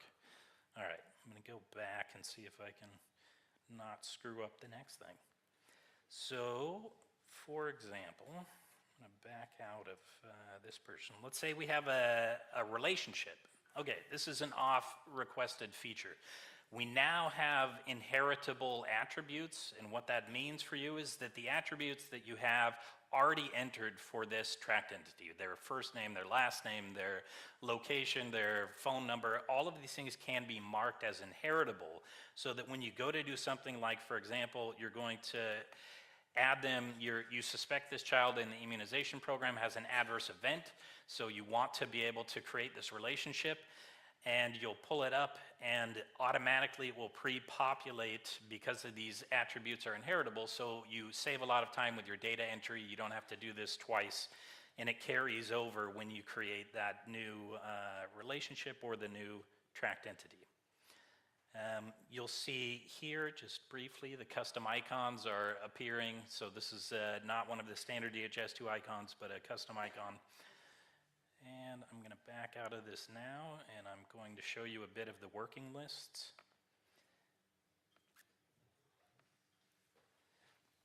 Okay, the working lists here are really meant to be for the person that is actively doing data entry or data capture. They're the ones that are actively seeing clients and are working with this. This is meant to support their workflows. So you know that there's already some pre-configured ways to look at their list if they want to see their scheduled appointments for today, etc. But we've made it much easier to create and share your own view. So for example, I'm going to do a working list that's based on a specific stage. I'm going to say in the immunization stage. And what I'd like to see is all of the children that are not registered in the national CRVS system, which is one of the questions that was in that stage. And I'm just going to create my own working list, update it, and I'll get the full list of those that were either not registered or it's unknown if they're registered. And I can just save this view and share it. So CRVS needed. Okay, it is now available as a working list for me going forward. I don't need to keep recreating this as this becomes part of my workflow. And I also have the option to share that with different users or different user groups. So it should make it really easy for them to be able to fine-tune the kind of list that they work from if they're doing outreach or something. It allows you also to pull up anything that's been assigned to you as a user. So you can quickly be able to see, I'm going to clear out some of these because nothing from immunization was there, but I am assigned this user, or this tracked entity as follow-up, and it allows me to make the most of the actions I actually need to take as a user of the system. I also have the ability to download that data. And so this is, for example, many times they're doing outreach. They want to be able to create a list of those children that they would want to follow up with. They know that while they're doing outreach, they're not going to have connectivity. They also perhaps aren't using Android, so they don't have offline, but they could still download it as a CSV file. They can open it up in Excel and still have their list available to them.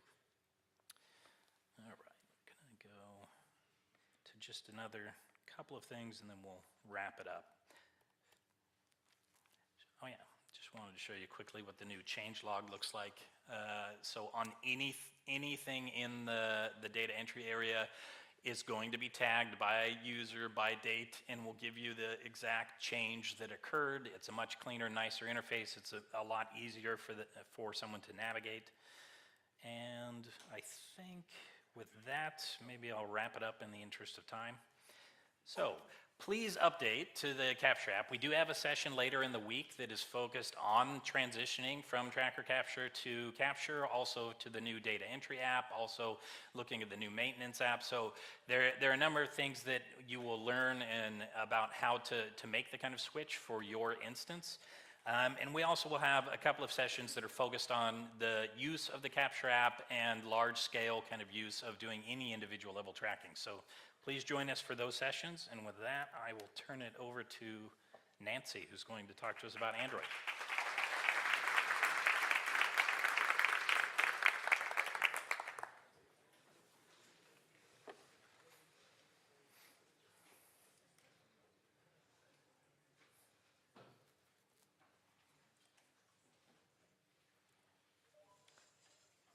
Hello, everyone. Can you hear me well?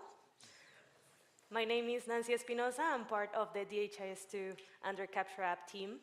And I'm very pleased to be presenting you this morning the features in 2.9 and 3.0. As some of you may know, we have 2 major releases in a year, so I'm going to wrap it up in just one presentation. Our main focus is on user experience, but we also have some other new features like line list for analytics and the Explore database for troubleshooting, remote troubleshooting. So as I was saying, we call it 3.0 because we have a lot of new features around user experience, and we try to tackle it from 2 different paths. The first one is faster data entry, allowing the user to click less to get to enter the data faster. And the second path is the learnability, which basically we're trying to make the app more intuitive so the user take less time in learning on how to use it. If you want to learn more about this topic, we have a session tomorrow at 10:30 that is called Designing Software and Implementations with Users in Mind. So for the first part, which is the user experience, I'm going to be dividing it in 3 sections. The first one is simplify steps and reduce options. The second one is intuitive user experience. And the third one is more customization. So we have, when a configuration only has one program, the user, after the first sync, the first login, the user will land directly into the patient's dashboard or the TI dashboard instead of going to the program list, to the home. We also have now the working list more visible. We used to have them in this filters icon here. You needed to tap it and then select the working list. Now it's visible for everyone to see it when the program opens. The user is now also available to disable the referrals. You need to do that using the Android Settings web app. In the program-specific settings, you can check the Disable TI referrals, and it won't appear on the list. This is not new, but you can also hide the Schedule New button by checking the Hide Due Date in the program configuration in the Maintenance app. We also have a new forms layout, which what we are trying to do is to get the user quicker in the data entry.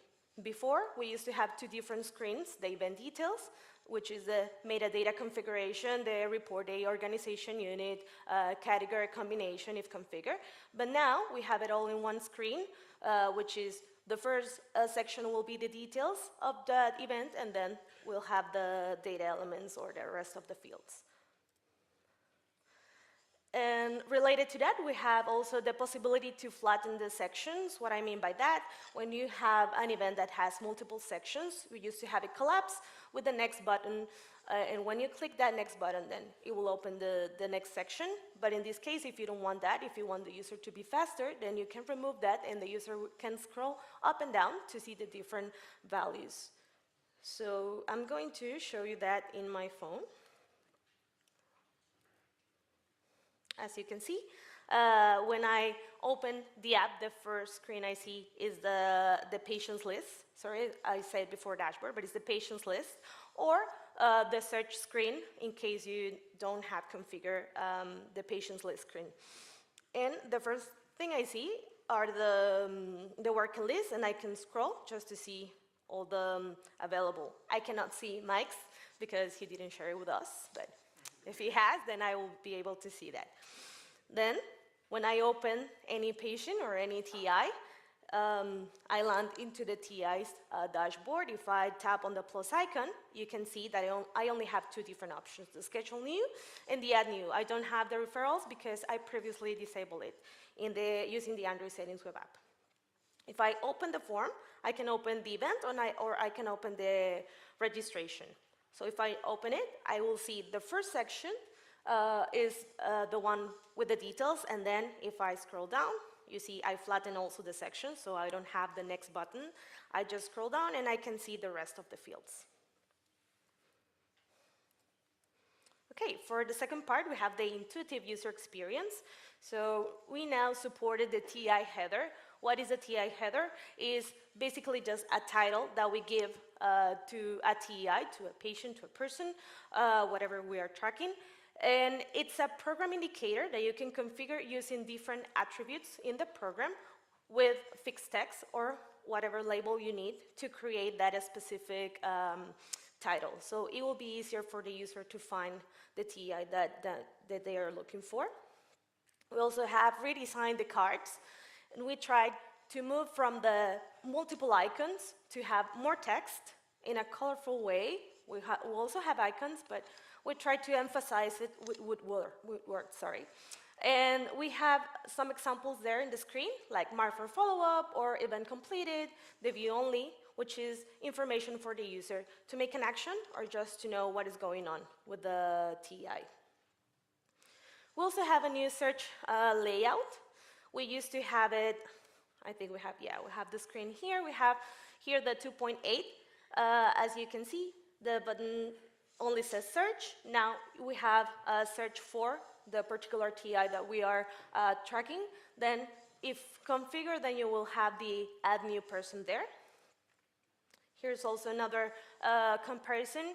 You'll see that we have this optional label there, and we have it because it used to get a bit confusing to have those fields. It looked like a form. So now we have it as optional because the user don't need to add them all to start a search. Another cool feature is that if you have a unique ID as a barcode or as a QR that is also searchable, when you have only one match, the app will open directly to the TI dashboard. Let me show you that with my phone real quick. So if I go back and then search for person, unique system identifier, and I just scan this, then I will go directly to the patient's dashboard.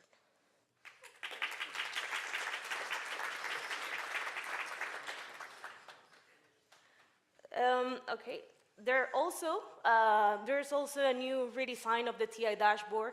The bottom of the screen is show you the details of the person. As you can see, oh, you cannot see. Let me show you. As you can see there in my phone, there is the primary contact number, which is a tappable area. So if you tap on that, it will open your phone with the number specifically if you want to call. But there are also some other, you can see, there are bigger icons. The font also is bigger, so it's easier and it's more intuitive to use. And in that path, we also have changed and redesigned the value types, the different value types. So as you can see as well, it's really easier to know what to do in each field. Here's a comparison between 2.8 and 3.0. And then in the last part of the user experience, we have the more customization. I think David and Mike already talked a bit about it.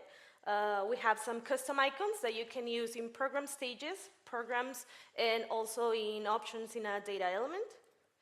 We have customized tracker terminology, and in this version at least, we have two different terms that you can customize. There are enrollment and the event, but in a context of a program stage. I will show you that how it looks in the app. And we also have the custom base map layer. This is not new for the web, but it's new for Android. You can now use the custom base map that you had already configured in the maintenance app. So I'm going to show you, I'm going to create a new person. Okay, so as I was saying, the first part is the details one, so I can change the date, but by default is the current date, but you can change it. Then I'm going to create a new person.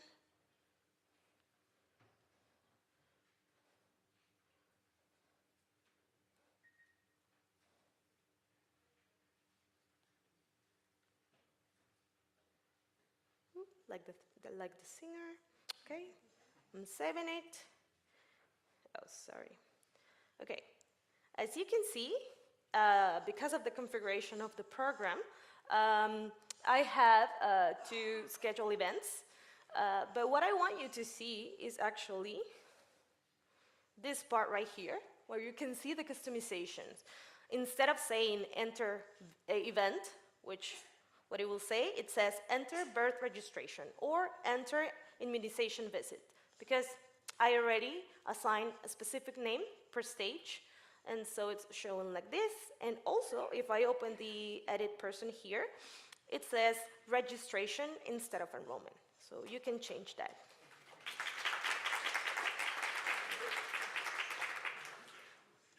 You can see also, I already showed you, but you can see also how the new form looks with the new value types. It's bigger, descriptions are there as well. Okay, let me go back to the presentation. And last but not least, we have three main features: multi-select value types, import-export database, and line listing analytics. The multi-select, which was already explained, but basically allows you to select more than one option. So it has two renderizations in the app. The first one is if you have less than 7 options, so you will be able to see something like this, and you will be able to select as it looks like this. But if you have more than 7 options, you will open a new dialog, and you can search the particular option that you're looking for, and you can select it and then save it, and it will save and see and render something like this. Also, now you can also export a database, an encrypted database, and you can send it to an admin or the person who is helping you to do some troubleshooting in case you have an error or you cannot sync or whatever error you find in the app, and the admin can import it by using the user credentials. And we also have the line listing. Now you can add these line listing tables. You need to configure them in the web and then add them using the Android Settings web app, and then you will be able to see them in home or programs depending on where you configure it. So I'm going to show you that in my phone.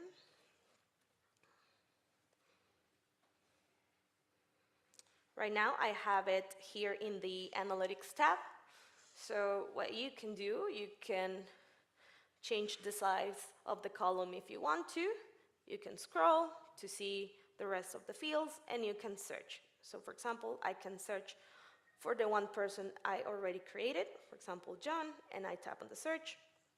And I even can add another parameter here, for example, the first contact, which is Sam, and I'm search, and I can find the person that I'm looking for.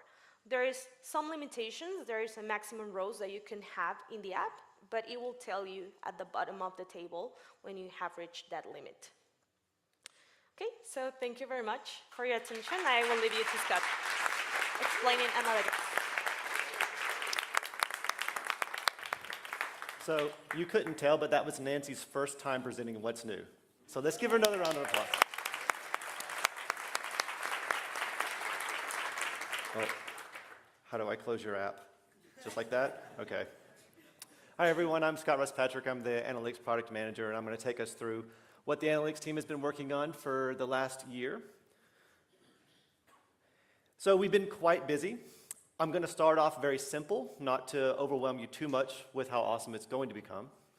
And that's going to be with cumulative values and pivot tables. Now, it has been a very long request that we are able to add data over time directly in the pivot table without you having to make an indicator or a program indicator. Sounds relatively simple. It's a really important use case, especially for immunization, where you have totals, number of children being immunized every month, doses being distributed every month, and you want to compare those running totals against, say, your annual targets. So let's just go over to that. I think I have to go to this one. Probably have to update real quick. All right, I'm going to go into everyone's favorite data visualizer application. I'm going to switch over to, I need to zoom out a bit.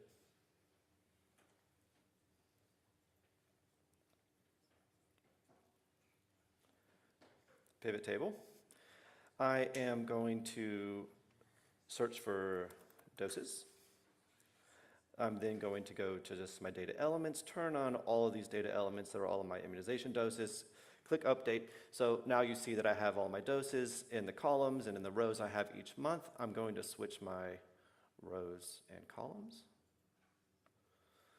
Update, so now you see I have each month number of doses for each immunization. Now to get cumulative values is very simple. I just go to Options, Data, Cumulative Values, and Update. So now you see that the values are actually aggregating over time. If I'm getting a clap for that one, then what's up next is going to be, you guys are going to be on your feet. But that one was a long time requested, so we're glad we finally got to it. Okay. The next one is we have a new visualization type in the data visualizer application. It's outlier tables. So, important to note, gone are the days where you had excuses for not finding outliers. Every DHIS2 instance, every database in the world has outliers. Data quality issues are a fact of life. Our responsibility is to be able to capture those and correct those. It is not a failure of the database to have data quality issues. It is your failure to let the data quality issues persist. And we are trying to, just to be blunt, you're going to have data quality issues. But we have to make sure that we have the tools and we have the know-how to be able to address those data quality issues as they come in and fix them. Again, most countries are being plagued by the persistence of outliers in the database.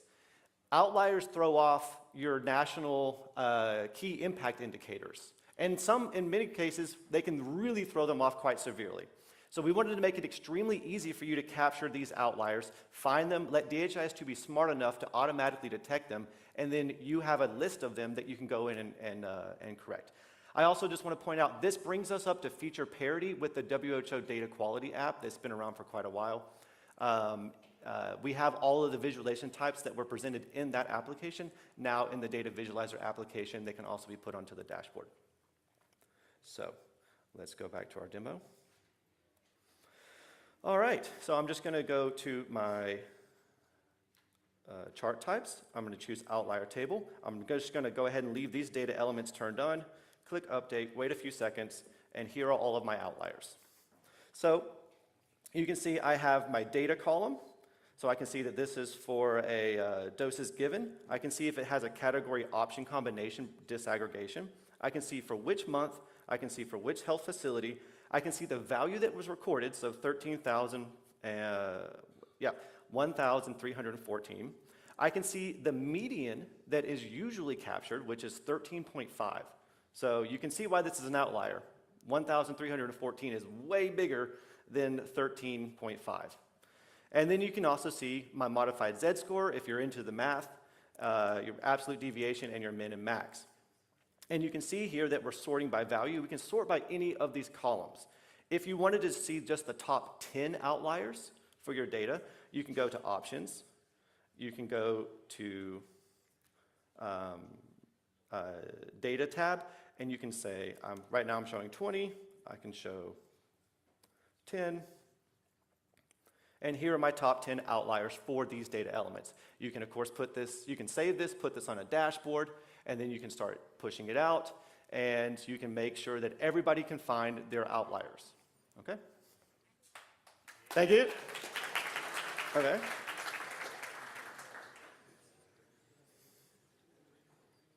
All right.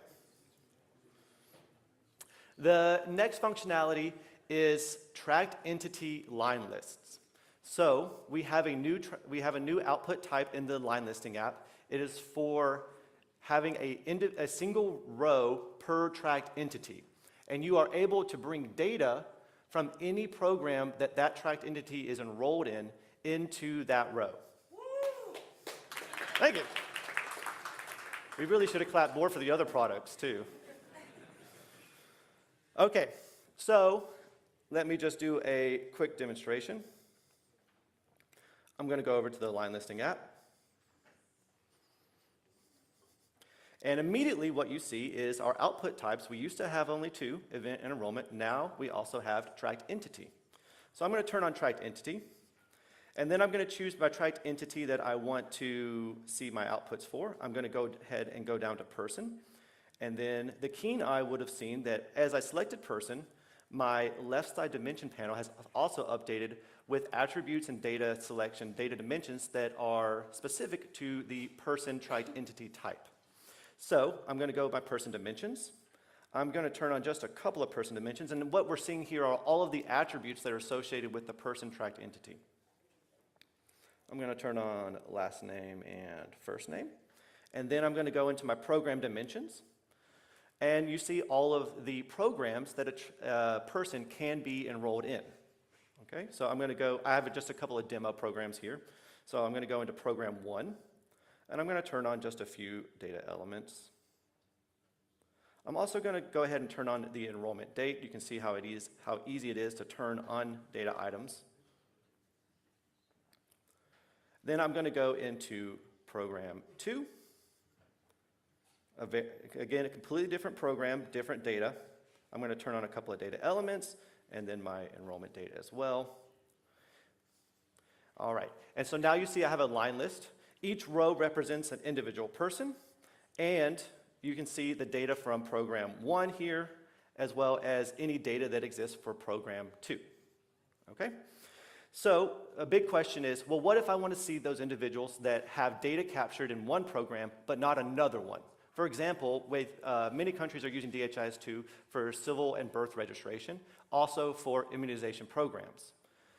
You have a child that is born, they are enrolled in, and data is captured for the birth registration program. Then you want to make sure that same child is also enrolled in the immunization program. Okay? So how do I see children that are in the birth registration but not in the immunization, who could represent maybe a 0 dose or a loss to follow-up? Well, it's very simple now. I can just go to a data element that's in program 2 being in this scenario, the immunization program 1 being the birth registration. And I can say, is empty null, click update, and so now I see a list of those individuals who are in program 1, birth registration, who are not have any data captured for program 2, immunization. Okay?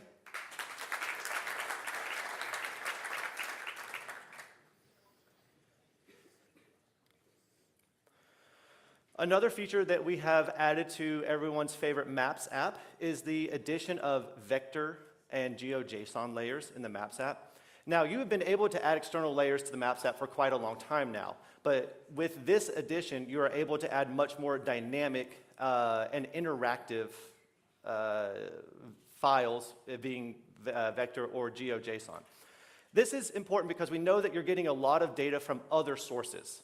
And there are increasingly number of use cases that are dependent upon maps or positioning or outreach programs. So, for example, some situations where this might be useful. If you have settlement extents, so say you have a map that represents settlement extents or maybe settlement boundaries that's important for maybe outreach campaigns or door-to-door campaigns, maybe that's provided by a third party, then you can now import that into DHIS2 and represent those onto a standard DHIS2 map. We also have things like if you have maps that represent spray operation areas, if you're doing indoor residual spraying, or if you're doing outreach sites, focal areas for case disease detection, or even just if you're monitoring infrastructure, water wells, something like that. All of that is now, could be imported in. So I'm going to go over to the Maps app.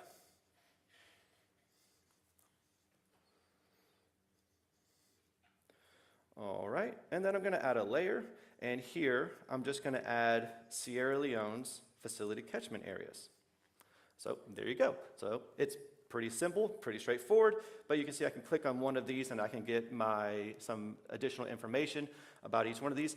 These catchment areas, as people often wonder, DHIS2 does not have the ability to capture catchment areas. You have to use other sources to capture the catchment areas, but one of those sources is an organization called Crosscut, who we work very, very closely with. They have an application, DHIS2 application, that makes it extremely easy for any country to draw catchment areas for anything they want, not just health facilities. It could be catchment areas for schools, could be catchment areas for infrastructure, boreholes, outreach sites, anything like that. Crosscut can help you with, and again, they have an application that very seamlessly pushes it straight into DHIS2.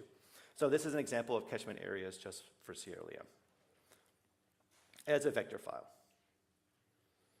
All right. As David and Mike pointed out, we now support multi-select option sets. And the question is, how are these represented in DHIS2? Well, the initial version that we are supporting in the 41 release is having a new expression in indicators and program indicators that allows you to be explicit about how you want to aggregate by your option sets. So that's a lot of DHIS2 lingo, but essentially we have contains and contains in, and if you're using these expressions, you can be saying, I want to see a program indicator that aggregates by these diseases that is maybe presented to the end user as a drop-down as an option set, right? And aggregate or count by that. So this is the first step. We're hoping to add a much more functionality and flexibility for option sets in the future, but at least this will get you to be able to produce indicators and program indicators with multi-select option sets. A little bit of it, okay. Don't be shy. All right. The last one is we have a new DHIS2 push analysis. And let me ask you all a quick question. How many of you have checked your DHIS2 dashboards this morning?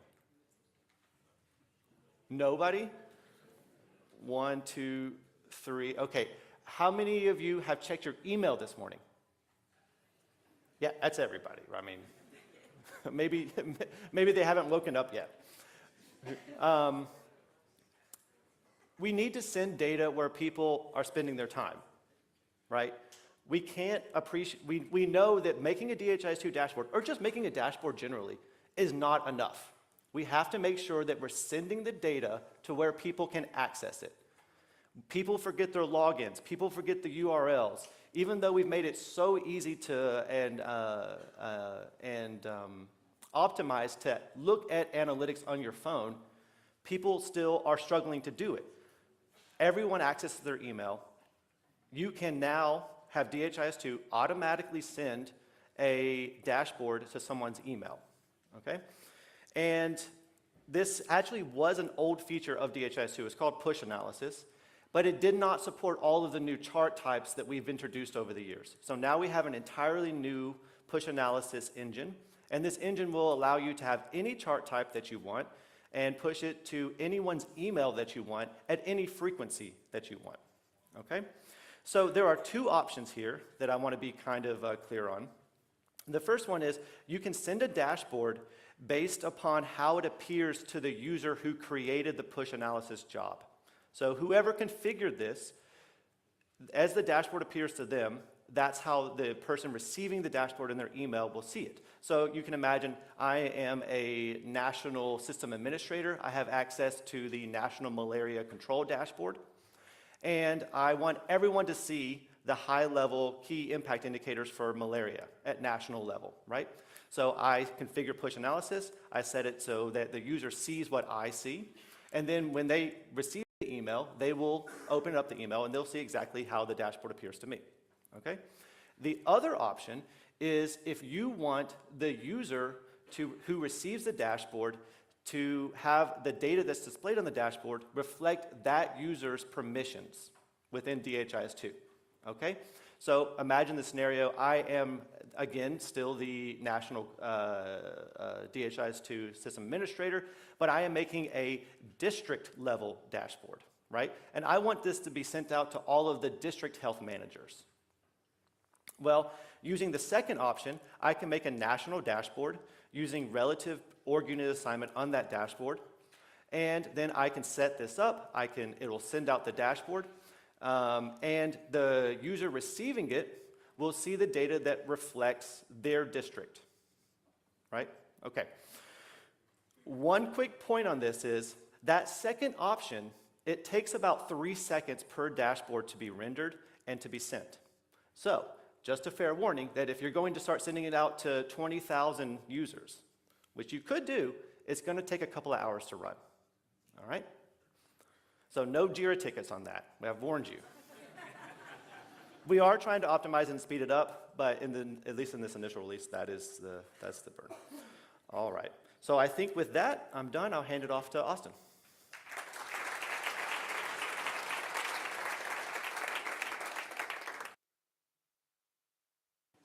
Thanks, Scott. Oh, great, that worked. So, everybody's favorite topic, I'm sure. Well, yeah, that's good. We've heard this referenced a number of times already today. I tried to count the number of features that we talked about today that relate to extensibility, and I stopped counting at 15. There were more than that, but I'll tell you a little bit about why this is so important, even if it's not the first thing that you see when you open up DHIS2. But when we talk about continuous release of all the applications that you just heard about, that's all built on the extensibility platform.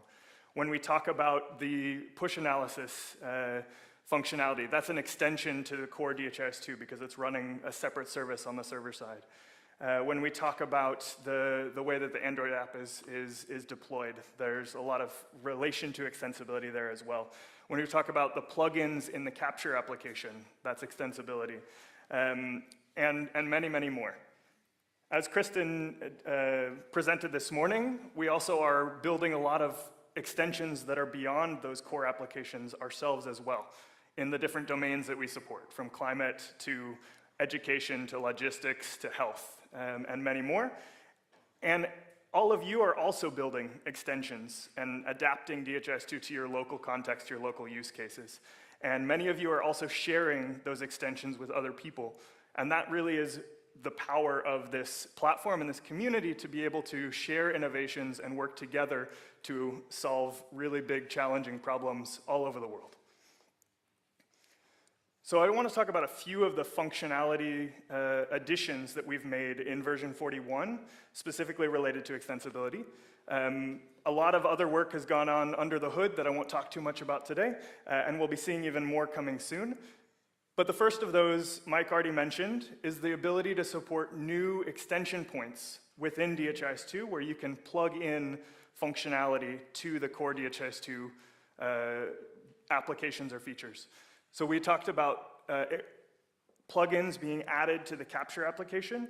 This means that previously, if you wanted to add that growth chart to the capture application, you would need to fork the capture application, basically build your own version of the whole thing just to add that one chart to the enrollment dashboard, for example. And we saw this quite a bit during COVID-19 when people would fork the capture or the tracker capture application to add a single button to generate a certificate, or would want to add a small bit of functionality somewhere. They then need to fork or copy the code for the capture app or the tracker capture app. And it requires a lot of work, it requires a lot of maintenance, and it's very hard then to keep up to date with the updates that are coming from the core team.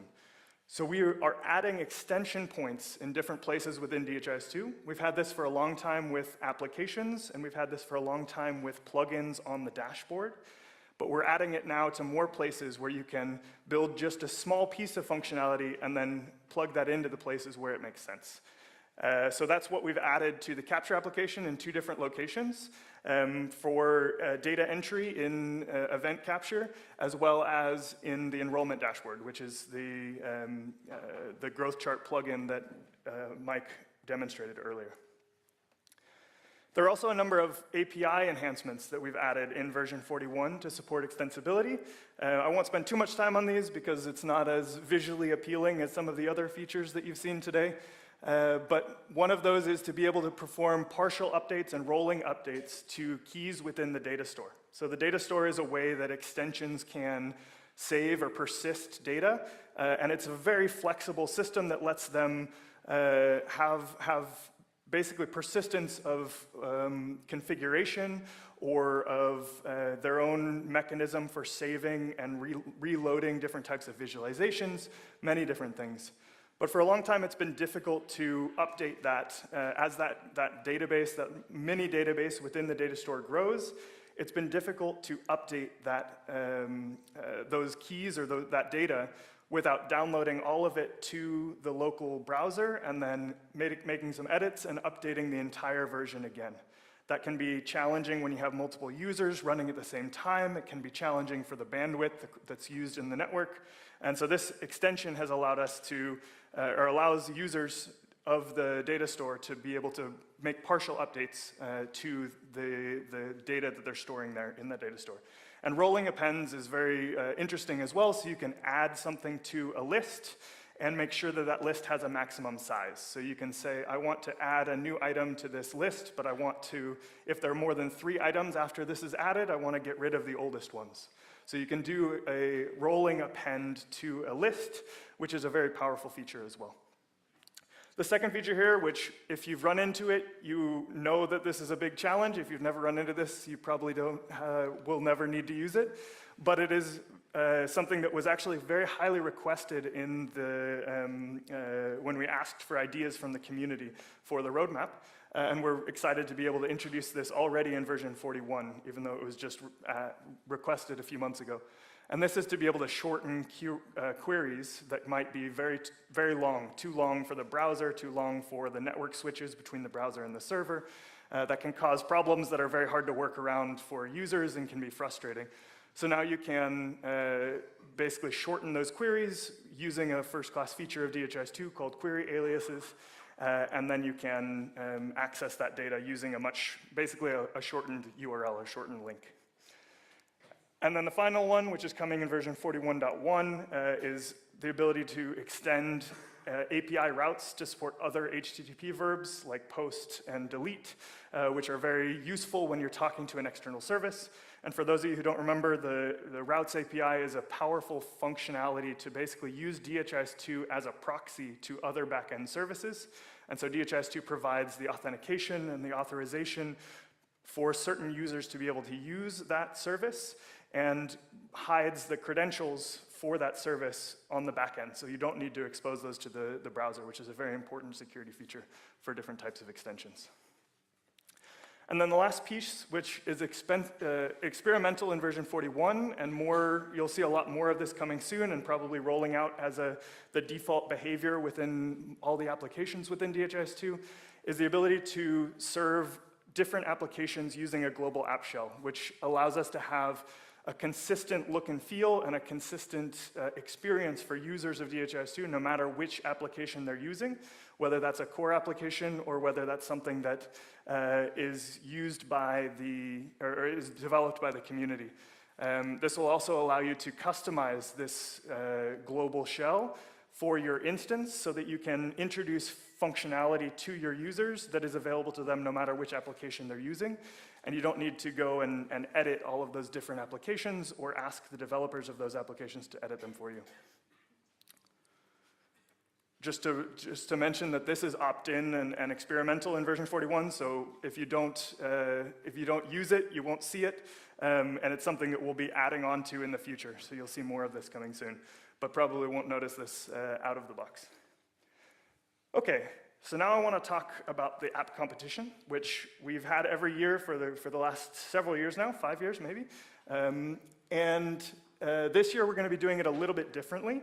So I'm going to actually be introducing the 3 finalists that we have for the app competition right now, today.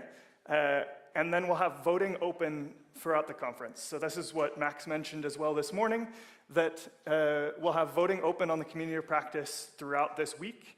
We will close that voting at noon on Thursday, and then we will announce the winner at the award ceremony Thursday afternoon.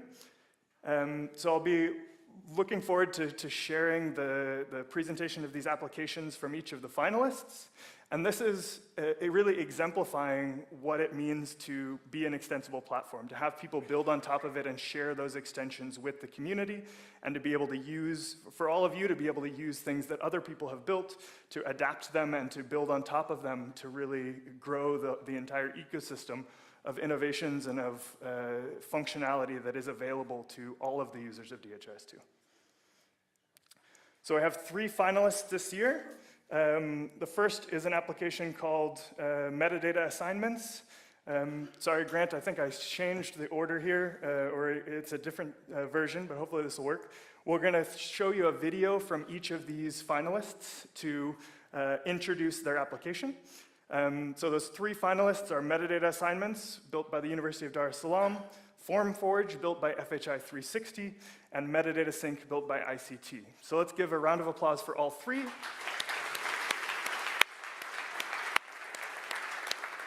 And we had a large number of applicants, and we were really impressed with the quality. It was a difficult choice, as it always is, and gets harder every year to choose these finalists, but we're really excited to have you see the videos that they put together to introduce their applications, and looking forward to seeing more applicants next year.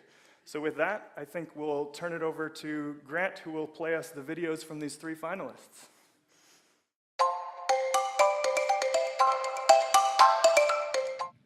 Hi everyone, welcome to the DHIS2 Metadata Assignment app, a powerful tool designed to streamline the process of managing metadata within the DHIS2 platform.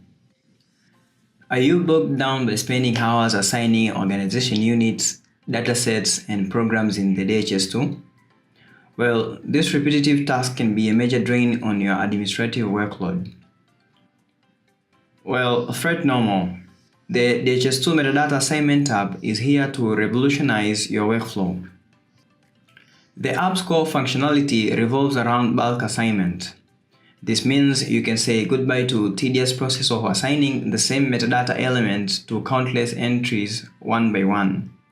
With the DHIS2 Metadata Assignment app, you can efficiently assign metadata in bulk, significantly reducing your administrative burden and freeing up your valuable time. But that's not all. The benefits of this app extends beyond just saving you time. It also promotes a decentralized approach to metadata management.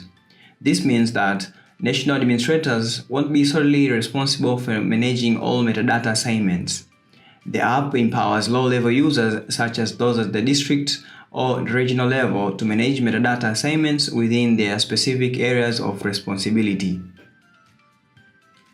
This approach offers a win-win situation. National teams are relieved of a significant workload, allowing them to focus on other crucial tasks. At the same time, local users gain more ownership of their data and have the power to manage it more effectively. Security is paramount, and the DHIS2 Metadata Assignment app understands this concern. You might be wondering how to ensure non-super users can manage their assigned metadata without accidentally impacting the entire system configuration. The app addresses this concern by providing a secure interface specifically designed for these users. This interface offers all the functionalities they need to manage their assigned metadata without risking of making unintended changes to the overall system configuration. Let's start by exploring the key features of the assignment app and how it can simplify your workflow. When you open the assignment app from DHIS2 menu, you'll be greeted with a form assignment table. This table displays organization units and collection forms available in your instance, with green table cells indicating datasets or programs that have already been assigned to an organization unit. To assign or unassign an organization unit to or from a dataset or program, simply search for the organization unit you want to assign the dataset or program to. Click on the table cell to assign or unassign a dataset or program. When assigning, the cell color will transition from its original state to yellow, then to green. When unassigning, the cell color will change from green to yellow and finally back to its original color. In addition to assigning or unassigning organization units to datasets or programs, you can also click on the organization unit hierarchy icon to choose a specific organization unit for assignment. Search for a specific collection form and assign it to an organization unit accordingly. You can also search for a specific collection form that you want to assign to an organization unit. Then you can click on a table cell to assign or unassign the dataset or program to the organization unit accordingly. As you can see, the assignment app makes it easy to manage assignments with its intuitive interface and straightforward process. With these capabilities, the assignment app offers flexibility and efficiency in managing assignments within your DHIS2 instance. I hope you found this video very informative and now you can leverage this tool to streamline your assignment processes effectively. If you have any questions or need further assistance, please don't hesitate to reach out. Until next time, goodbye.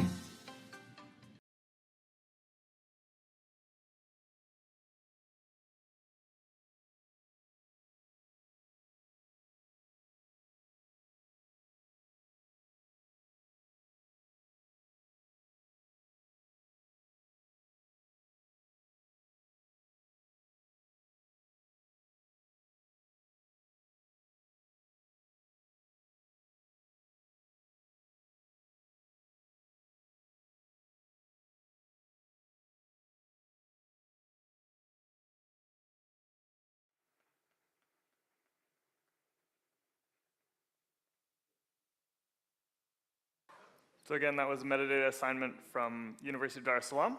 And next up, I believe we have FormForge. We will see which one comes up next.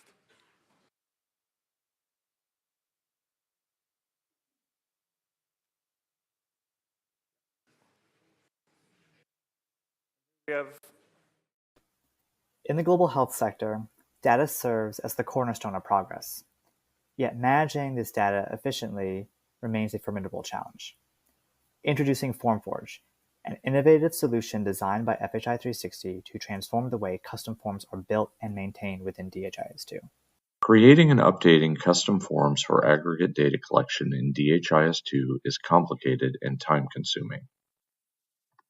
As more metadata categories and category combinations are added, the work to create, maintain, and test forms grows, increasing the labor cost for teams supporting DHIS2-based custom forms. For large datasets, routine updates to a form can take days or weeks. Even with careful testing, the process remains error-prone. FormForge was designed to overcome these challenges with a point-and-click, no-code interface that is configured to generate a form. FormForge users start by creating a form project and associating it with a dataset.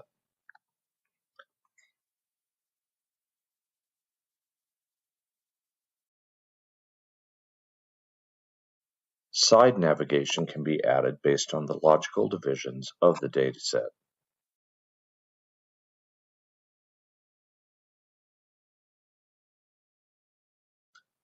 Data elements can then be chosen from the dataset. For each data element, up to 6 levels of disaggregation can be selected, based on the category combinations defined for that data element.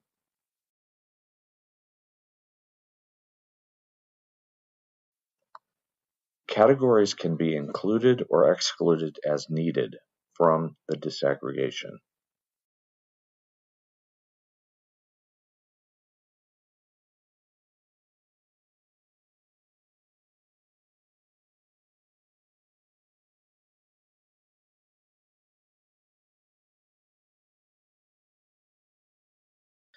Exclusion rules can be defined to exclude unneeded categories from use with a data element, and the same rule can be reused with any data element sharing the same category combination.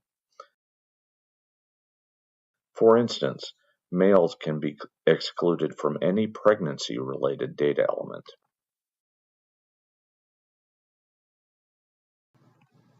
Custom labels can be defined for data elements or disaggregation, for example, to shorten default labels associated with the data element.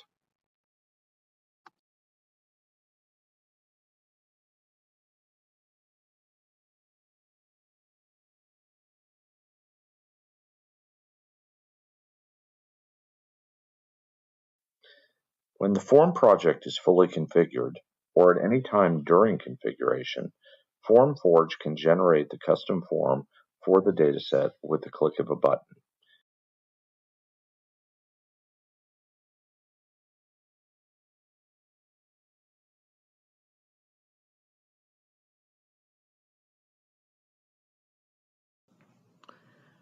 When you open the dataset in DHIS2, you will find the deployed project form as a custom form for that dataset. You will find the form components, navigations, exclusions, and the labels already configured in the project.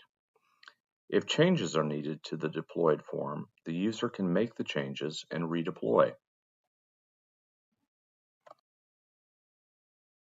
Designing, developing, and deploying custom forms for DHIS2 is a time-consuming process. Building out custom templates, entering data fields into the form builder, and reviewing and correcting any errors are essential, time-consuming tasks that often run up against deadlines. The process can be prone to errors.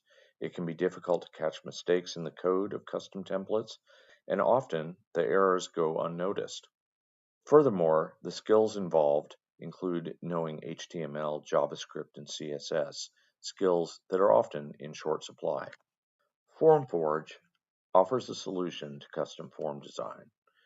It has a user-friendly interface for creating custom forms that are accessible without any specialized knowledge. It seamlessly integrates with DHIS2 to import disaggregated data elements, supporting form versioning for better management and tracking. Overall, it reduces production time for form creation and testing, resulting in quicker rollouts of data collection forms.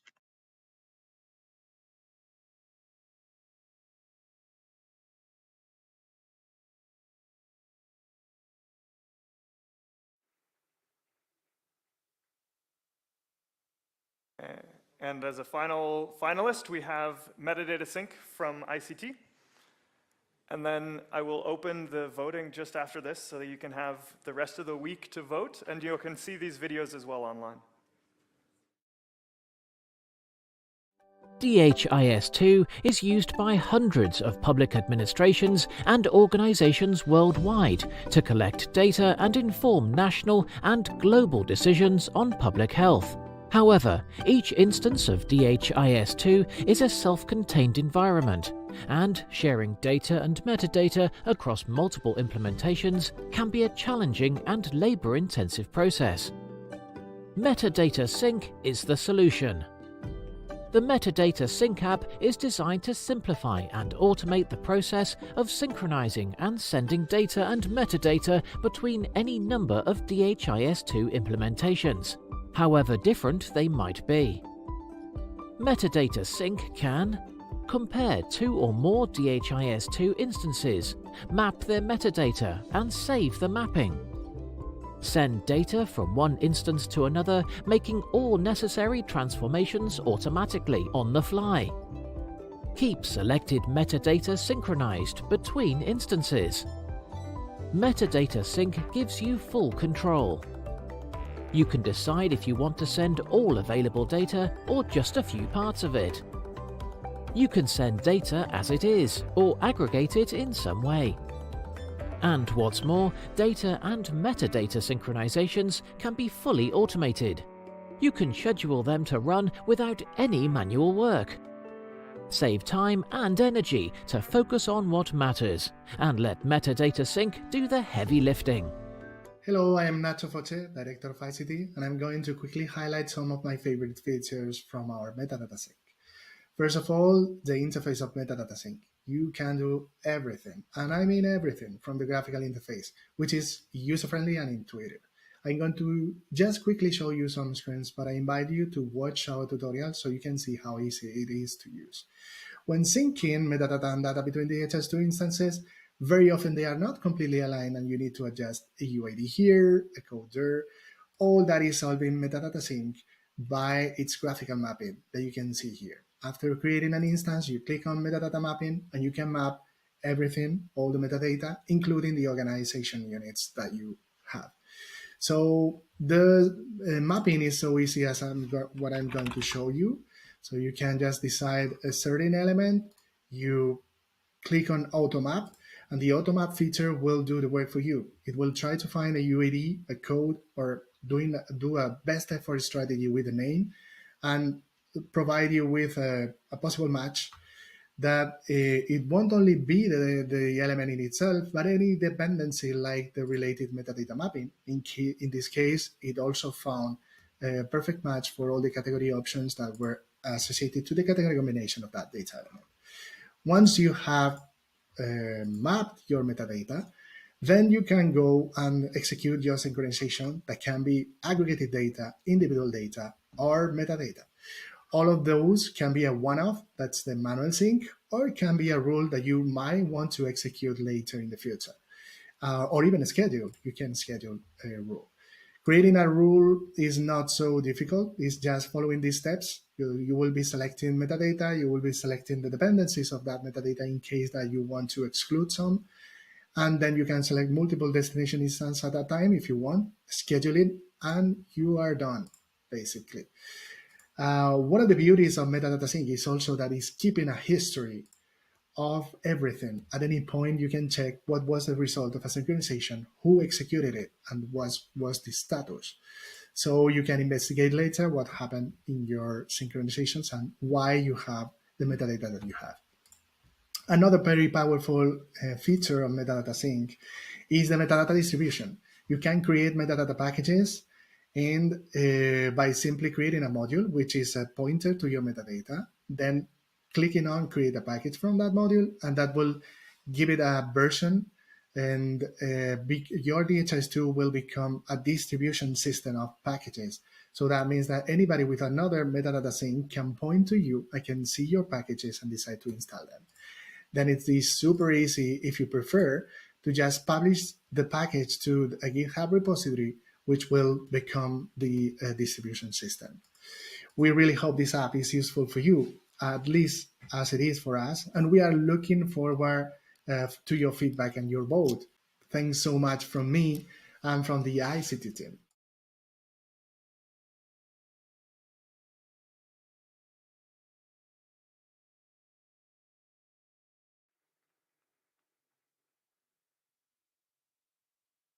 So luckily, it's not my job to pick the winner. It's all of your job to pick the winner. So the voting will be open in just a moment. Actually, I will do it just now.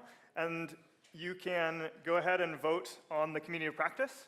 Gassim will also be sharing a post in the announcements category, but the voting itself is in the development category.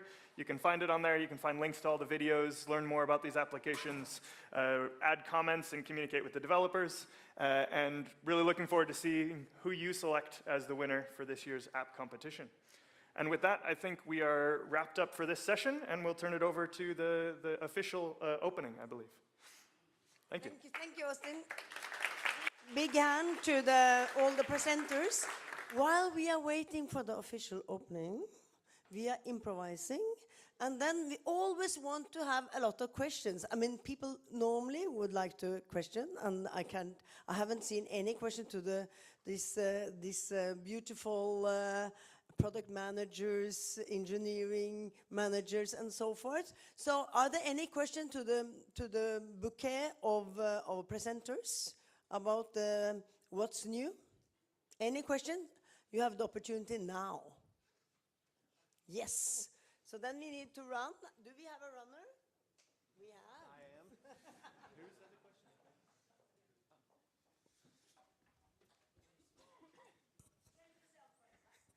Okay, thank you very much. Okay, I'm Shepard from Zimbabwe. Thank you very much for this new initiative. It's a very interesting thing. So my question goes to the one present the aggregates and the tracker. I noticed, yes, you introduced the multiple selection on multiple sets on aggregate data, which is very nice. But I want to ask, is the same functionality on tracker? I notice we are not able to select multiple selection on multiple sets on tracker or event program. That's my question. Thank you. Yes, it is. So it's platform-wide, multi-select, and can be configured for aggregate. It can appear in Android. It can appear in the Capture app. And as Scott shared with us, we also have the indicators and program indicators that can do the analysis. So platform-wide. Bob says it's a planted question, but it wasn't. Any other questions? Yeah, or sorry, Scott, you have to run up again. Maybe. Yeah, I just. Okay. Hello, I don't know if I should ask actually. I'm Felipe, by the way, from PAHO, the Pan American Health Organization. Well, mostly my question is for Mike and Scott. Are you planning to mix what you have in line listing with the worker list of Capture? Because you have plenty of possibilities to do with line listing, but I don't know if you can do the same with the worker list in the Capture app, and also if you are going to be able to filter by null values or blank in the Capture app. That's it. Scott, you can answer first. No, Mike, I think you should answer first. Well, the short answer is yes. So I think in many countries, as we started kind of going and developing the line list, we started to appreciate how much these use cases started to overlap. They started with fairly distinct use cases, the user in the Capture app and then the necessity for the line listing app. But as these implementations had matured, we've seen that they've started to converge a bit, and that we're starting to appreciate that we need better feature parity and even some simple workflows between the two. One of the things that I think is going to be interesting is, shameless plug, Nancy and I have a session tomorrow where we're going to show the connection between what the Android Capture app is doing and the line listing app and the use cases that goes between the two.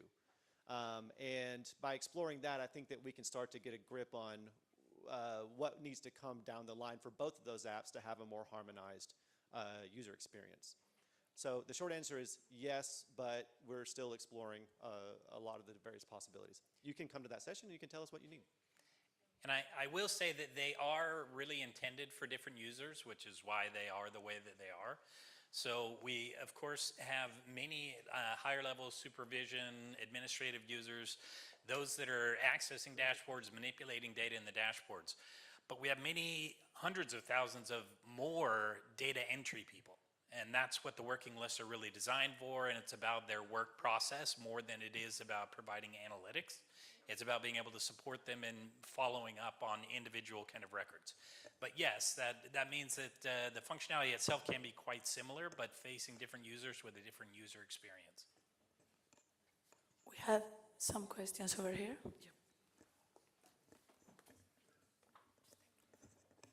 Hello everyone, I'm Upendra from Nepal. So basically my question is, do we have any feature to organize program indicators in a group this time? I think David should answer that. That sounds like a maintenance app question. Maintenance app. Program indicators. We are looking very much at program indicators and what they are, how they function, and specifically how they're most commonly used to transform data from tracker to aggregate.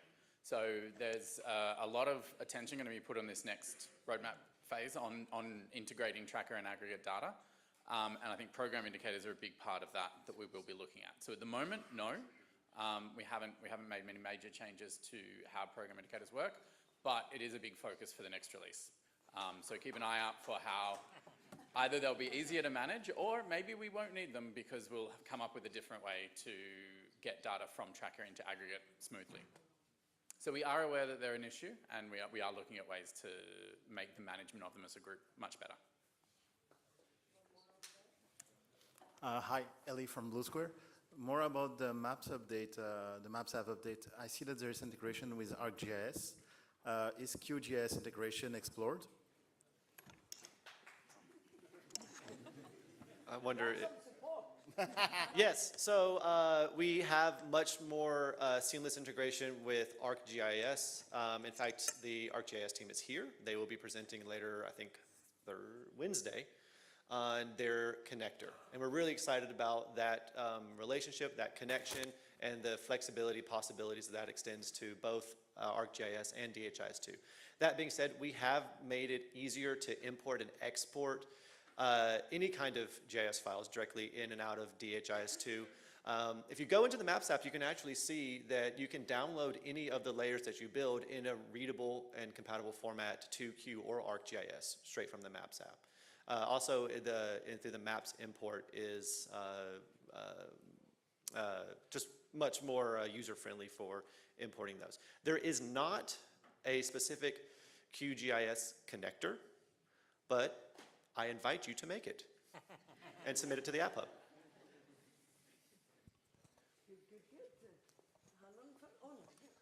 Hello everyone, I'm Patrick Delcroix from CityPH Switzerland. I have two questions. One about the plugin on Capture, which sounds wonderful. Will it be available on the Android app too, or only on the Capture app, web Capture app? That's the first question. And the second question is about the transmission of data between program and data sets through the app. But as far as I remember, you cannot do a scheduler to run an app. So is it possible now to schedule like this transfer between program and data sets? Over. So I missed the first one a little bit. Which feature were you hoping is? Plugins on Capture and plugins in Android, basically. So then it's almost an Android question. Why don't you take it, Austin? I can take it, yeah. So at the moment, there isn't the ability to support dynamic plugins in Capture App. So you can build your own Capture App or Android Capture application using the Android SDK, and there are many people who have done that. But we are looking into the possibility to make it possible to dynamically load different functionality into the Android Capture App. That's not supported at the moment, but that's something in the future.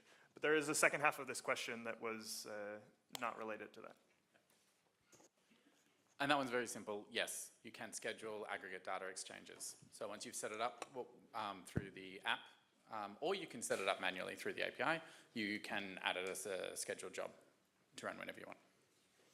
So, yeah, I have a question about the line listing. So in this line listing app, is there possible to list a patient with the multiple facility visit with the same repeatable instances?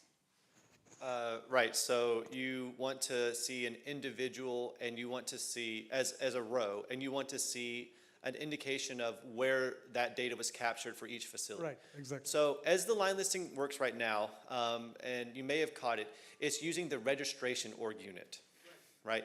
We're also going to extend it to the ownership org unit, as Mike was pointing out in his presentation. As it stands right now, we do not have the flexibility to be able to view the org unit at which administered or where the visit was. Now, you can do that in an event line list or potentially as where you can see the different localities of each event. But then each row is an event and not. So thank you, as always, for pushing us and giving us an idea for what should come next. But this is urgently required. Yeah. Can I go? Hi, everyone. Kayla from FHI 360. Scott, thank you for your presentation on analytics. I think all those features are great. I heard you tell us that we need to clean our data. And I'm wondering if there's any, like when you're talking about the outliers tables, for example, is there any ability to kind of click a row in that table and go directly to where you want to clean your data? And I think the same for tracker and line lists. I think that people have been asking for that feature for a while on our teams because we use a lot of analytics to do data cleaning, and it's rather cumbersome. It takes a number of clicks to get into the actual data entry apps. Thanks. Yeah, you're absolutely right. It is a little bit burdensome. What we've been focusing on is trying to make sure that the data quality analytics come to the user in a very user-friendly way. So it used to be that you had to click around between 3 or 4 different applications to be able to view all of your different data quality assessments. So internal consistency, external consistency, outliers, analysis over time, trend analysis, all of that was in multiple applications. Now it's in one app, the data visualizer application, which you can put onto a dashboard and even email to someone their weekly or monthly data quality dashboard, right? So that you make sure they see it. You're absolutely right that the next step would be to follow the complete user flow, which is I see a problem, I fix a problem, right? So now you can really see the problems. Those are pretty obvious. The next step is to make sure that we connect it to where people fix the problem. The complication there is in many different countries, you have many different standard operating procedures for who fixes the problem and when, right? So it becomes a very complicated, it can become a very complicated solution. Because who sees the problem in many countries should not actually be allowed to fix the problem. Or the data set is closed, or there's just a lot of things. So it's a use case, while it does sound very simple in theory, when you actually start to really dig into the use case, it becomes very complex. But it is something that we're going to start exploring and hopefully figuring out some flexibility to more directly facilitate that. And I mean, specifically for the individual level data and for what's in Capture, so that again is one of those things that the data entry people are the ones that are often the ones that need to make the corrections, and that is in the working list. You can create any kind of working list looking for these different types of discrepancies and click individually and make the change immediately. So that at least is there. So what we're highlighting is that at the higher level, when they notice an error and they want to be able to follow up on it, for now, the easiest thing for them to do is to contact the people responsible. All of it is in the change log. You can see exactly who entered it and when, and you can ask questions to them specifically, which in many data quality processes is the way that it works. They wouldn't be doing the correction themselves at the higher level, but we can move forward with extending that. Yes, my name is Haile Mogas. I'm from CDC Rwanda. My question is, Rwanda is one of the countries implementing open MRA system as electronic medical recording system. So my question is there a plan to establish seamless real-time integration of aggregate data between open MRS and DHIS2? I think that's just one of the mechanism to address the data quality issues from facility all the way to the national system. Thank you, and over to you. Yeah, I got this one by surprise. I mean, people have been sending aggregate data from OpenMRS to DHIS2 for probably more than 10 years. I think the first time the DHIS2 connector module for OpenMRS was written in Rwanda.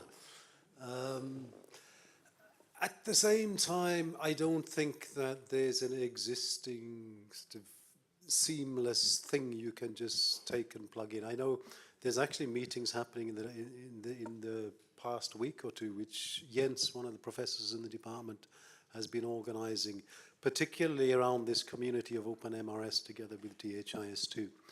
What I will say is that in the past, what we have done is kind of talk to the native OpenMRS API and the native DHIS2 API. Now when it comes to patient data, we want to encourage, we always try to exchange that using file. So from the DHIS2 perspective, it shouldn't matter that it's coming from OpenMRS.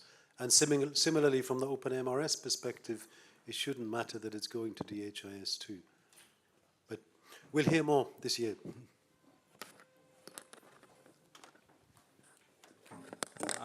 My name is Bernard Ciele, University of California. Yeah, so I have a question on HTTP methods for the DHIS2 API. You mentioned that in version 41.1, there will be support for all the HTTP methods. So the question I have is, will this allow for bulk customization or maybe deletion of indicators based on a filter?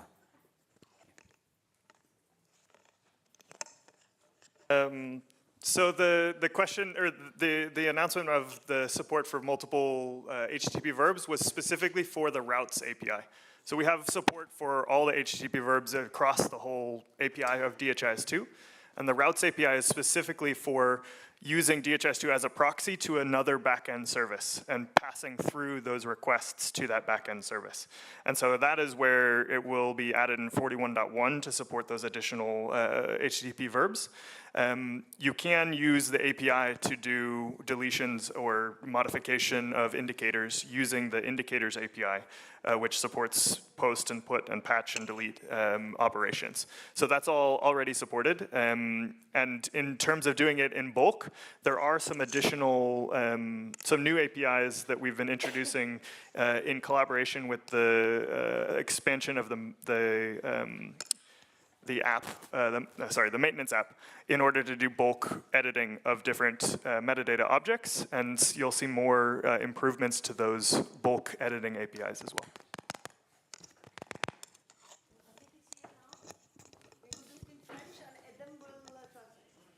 Merci. C'est Dr Anakle depuis le Burundi. Et merci pour les présentations très riches et qui nous ont ouvert, ce qui me permet de poser deux questions.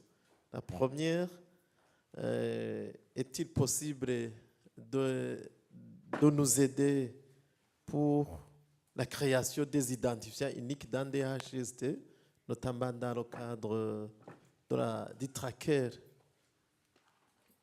par exemple, le registre électronique de vaccination, pour qu'on ne double pas les données. La deuxième question,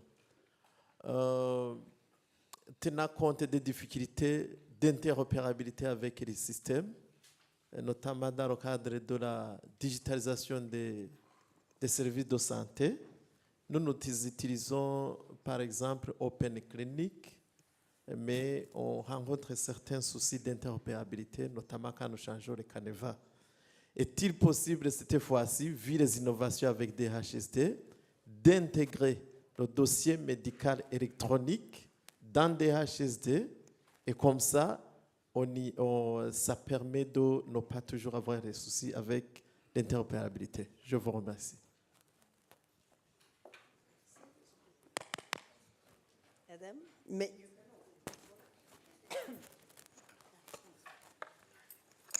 Good. Bob, this is not stage, you know.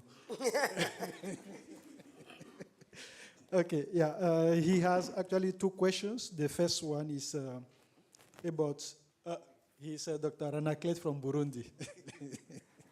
Yeah, Ministry of Health.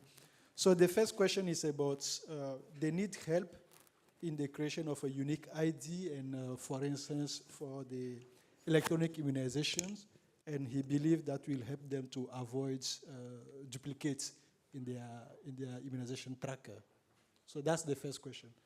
The second one is about interoperability. He said they have some interoperability issues working, for instance, with Open Clinic.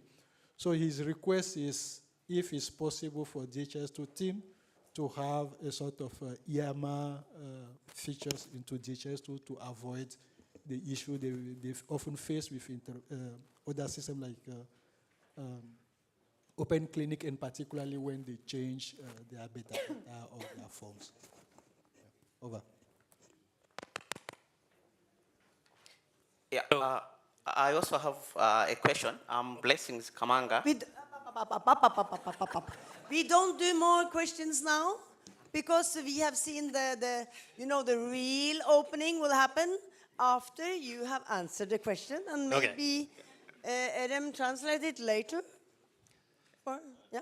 Yeah, very quickly on the unique ID. So I think many of you are aware that we can generate unique IDs based on your own sequence, your own parameters, based on what is needed for the country. We also have had many successful integrations with national ID schemas and national ID systems. So that's a possibility. There are organizations here that have created biometric links into trackers. So there are quite a few different ways to try to address the unique ID challenge. And Adam, you probably don't even need my answer. I'm sure you could have given it.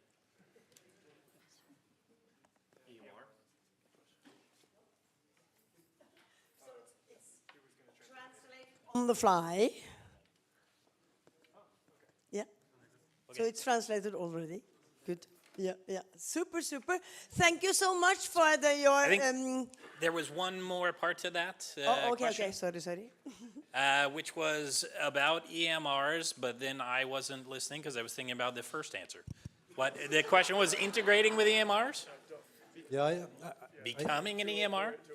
yeah, I think, Mike, it's that age-old question Yeah. of is tracker an EMR, and if you have an opportunity to integrate with an EMR, is it easier to just say, no, we'll just do it all in tracker? So I think that's quite a long answer. My very short answer to this is that what we have done with Tracker is to make it possible to do clinical health records at the lowest level facilities, at community health level, and it's meant to be something that can be expanded by program to cover all of the services of primary care and provide longitudinal records. The question of whether that then becomes an EMR really depends on what the country is looking for in an EMR. We are not at all aiming to be a hospital level kind of EMR system. We're very happy to integrate with existing EMR systems. So there's a lot more that we can discuss about this. I'd be happy to find some time to talk with you. We have a bunch of slides about it as well. Thank you so much. Thank you, everyone. No more questions, Hannah, not even from you. Also coming, but now we have our distinguished guest doing the real opening. We only have happening from 8:30 until now is more the soft opening. A lot of things has already happened. I'm very happy to welcome Bjørg Sandkjær, State Secretary for Development for Norway, and she will give her remarks on opening this conference. Over to you.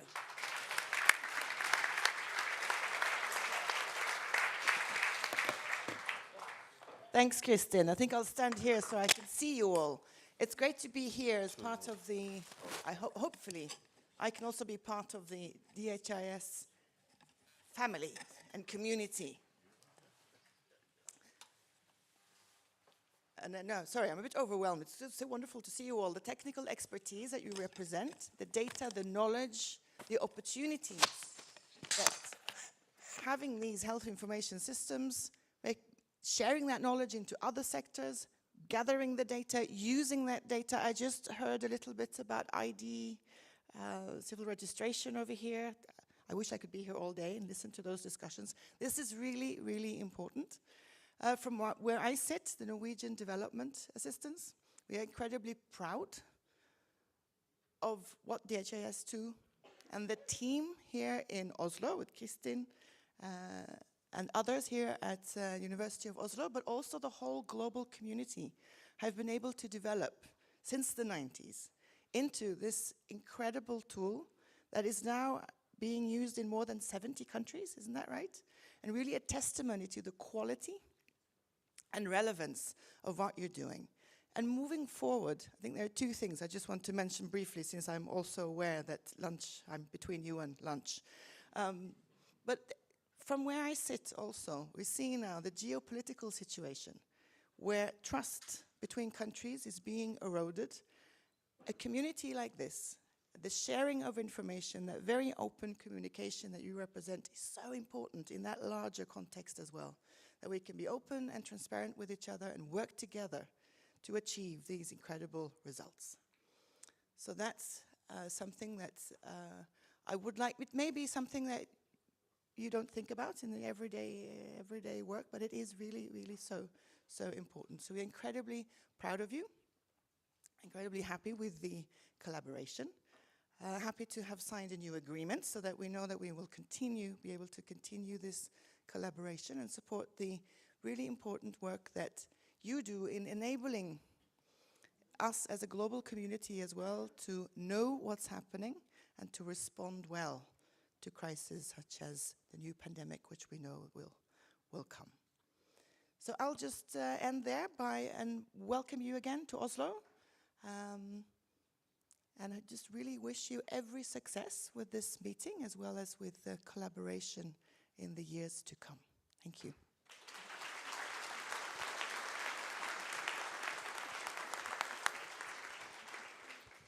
Thank you so much. And just to mention that we already presented the 5 years agreement that we just signed last Friday. Very happy for that. I think now it's due time to move over to the lunch. The lunch is over at the cantina. You will see people that will guide you the way. And we all will be back at 1 o'clock on the other side of this building, of this plaza. Okay? Four parallel sessions from the auditorium 1 to 5, with number 3 not existing.